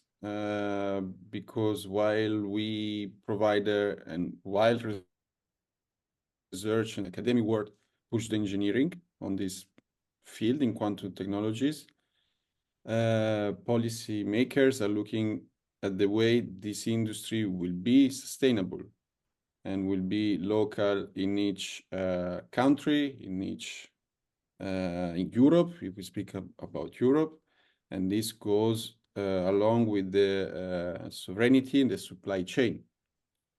So part of our work is indeed define the field and bring awareness, but is also setting up the tools and the infrastructure, which are factories, which are clean room environment for production of semiconductor, these components which are part of our quantum computers and other quantum technologies. And this has to be really taken care by the states and by the investors that follows companies as Quandela. It's not a secret that is very capital intensive. It's not a secret that is long-term, but this is the time where we plant the seeds to have the future digital transformation, and industry has to be taken into account. So there is this mentality that has to be kept. And we are in Europe, so there is a mentality that maybe have to be adjusted with openness to innovation and to this industry that don't provide a fit. We all want the next 5 years, but yeah, many more in the next 10 and 15. And I think even if I'm not wrong, there's an effort based here in Switzerland called the Open Quantum Institute. So I think it's right to your point, right? It's like, how do we basically maybe learn from the mistakes of the past, develop a technology where we try to bring the benefits as many as we can. And we heard you say, right, open source infrastructure investment, obviously, there are a lot of private interest as well. Very interesting. Go ahead. If I may add one last point, which is also crucial. These infrastructure are not only bringing the economy growing, but they're bringing the people that are gonna work in this industry that need to be highly formed. And if we don't provide infrastructure for them to grow as technicians, as scientists and engineers, then we will not even have the human power to sustain this. So it's an entire cycle that has to be taken into account, and we are very much aware. Very interesting. Marta, I think this is right down your alley and your expertise, your current interest, right? How do we train the next generation of people for these technologies, right? I think it's just kind of a bit, again, a make or break moment, especially if we want to include more of the world so that it's not, again, kind of growing the gap, but rather than bridging it. So in your own experience and in your environment, what do you see as good practices or at least kind of hopeful initiatives ongoing? Yeah, you are exactly right. I think we anyway have the digital divide, but this gap is widening whilst we have this big innovation. And Virgo already mentioned something which is very important when you educate. It's just not one-way street. Is trying to provide experiences to people is very, very important. And the one I really admire and love for that matter, I'm sure you also have all, well, I guess all an Apple phone. And Steve Jobs always said, you have to start with experience and then work backwards to technology. And that's exactly how I approach that field. So like, I mean, for me, it's very easy because with the metaverse, I can just bring them into my metaverse and they can start to have these experiences. And it's interesting that even our senior executives that first say avatar and all this, it's not very interesting for me and why should I do it? And as soon as they are getting into this, like within 2 minutes or so, I can bring them into this world. They're first surprised how fast it is, but secondly, they say, oh, I want to change my avatar. I want to have a different dress and so on. So you think, okay, you know, they get it because the avatar is your extended self. So it's a real experience you get. And the same with AI. So when I do the master classes, obviously I teach first a little bit of what is the excitement, what is all there, and then everyone is already, wow, you know, you can do this and you can do that. But this is all theory. You have to make sure that out of this theory, you get into praxis. So you have to also do exercises. So just say, okay, let's try some of the tools I just talked about. And a lot of them are free when you just test it. So very simple things. Some, we might not even believe it. They haven't even tried ChatGPT. Now we have 4.0 where you can do so much more. And some are so surprised when I'm doing my educational piece and then I talk to my phone and then it talks back. Much better than Siri and Alexa, totally different now and a totally different level. And then at the end, I can say, you know, let's explore what you want to know. So remember that AI is now your Einstein in the basement. So you can just take your Einstein, you can ask anything. You obviously always have to also check, is it correct and so on. But if I use tools like Perplexity, is great because then you have all the sources and there are others as well. And I showed them the other day also Hume.ai and they figure out what emotions you have. But you have to show, you have to experience it. And this is how you learn. And when you say next generation, it's very funny because what is next generation? Next generation is not next generation in the sense of age, because I'm not so concerned about the young generation. I'm more concerned about the companies, the leaders we have today. The latest study from Microsoft and LinkedIn about the workforce has shown that a lot of people use AI, but they don't dare to tell in their companies because their leaders have no clue and haven't been ready for that. So you really have to change from the top, the CEO, the board level. And that's why I love it when board level executive management are open and contacting me and just asking, we have no clue. Can you help us? This is great because it already shows they want to learn.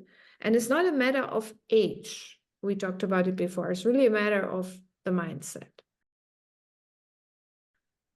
Great. So I hope we're all on the same mindset, Martha. I'd like to be on the good paper side of what you're doing, but I fully agree with you. I think part of it is kind of getting a bit the curiosity, right? And we talked about entrepreneur before. Birgo, let me bring this back to you to a certain extent, because you opened it up a few minutes ago and you said infrastructure. We heard Nicolo. You talked about policy making. Malak also kind of gave us some of the challenge, including this resistance to change and some of the drivers of the policy making. And we heard Martha about the mindsets, the awareness, and others. Are we all set to a certain extent? Do we have all of the pieces of the puzzle?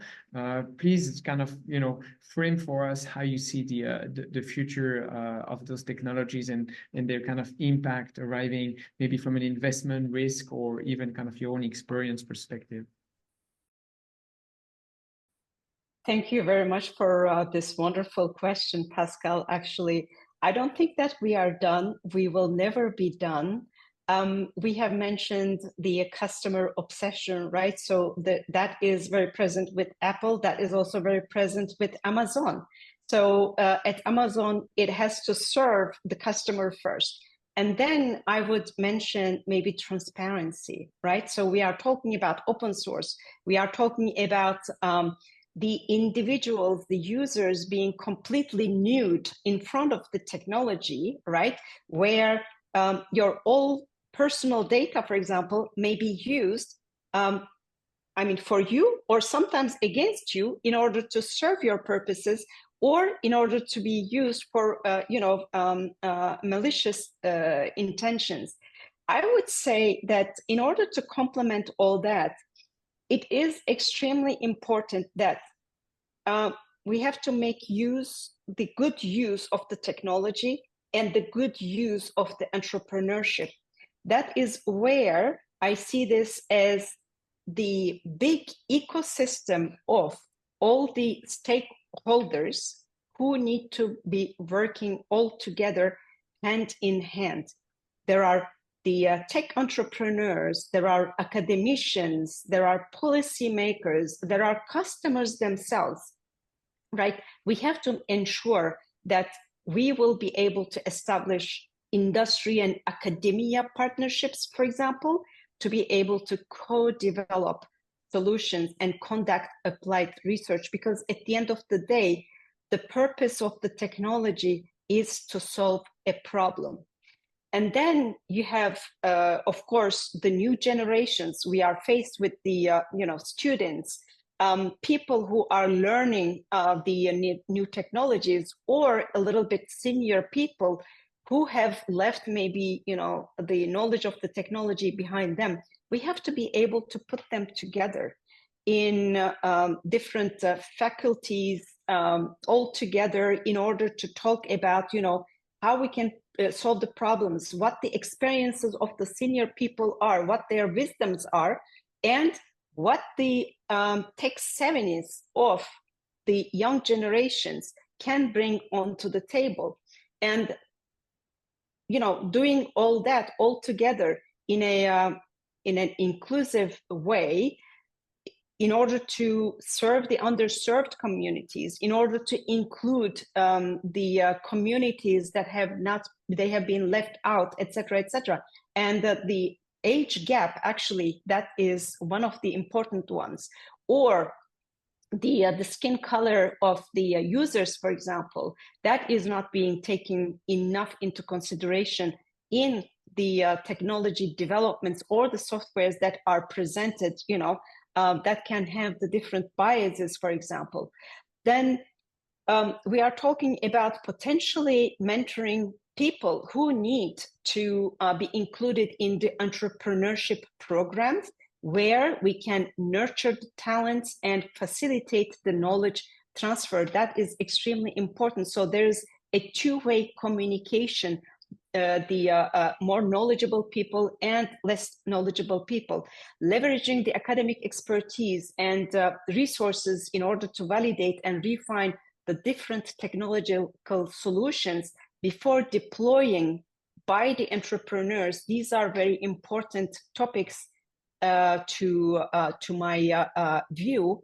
And I can also give the example of the Singapore government that has created a program where they want the citizens be informed about the new technologies. And what they are doing is that they are putting the young generations at the same place as the more senior generations for them to learn all together. These are very, noble goals that can serve really what we are trying to achieve. And in closing, I extend my profound thanks to all of you.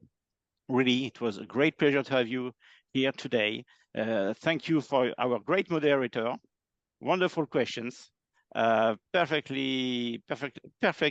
panel, perfect moderator. So thank you very much. Have a very nice evening, and thank you.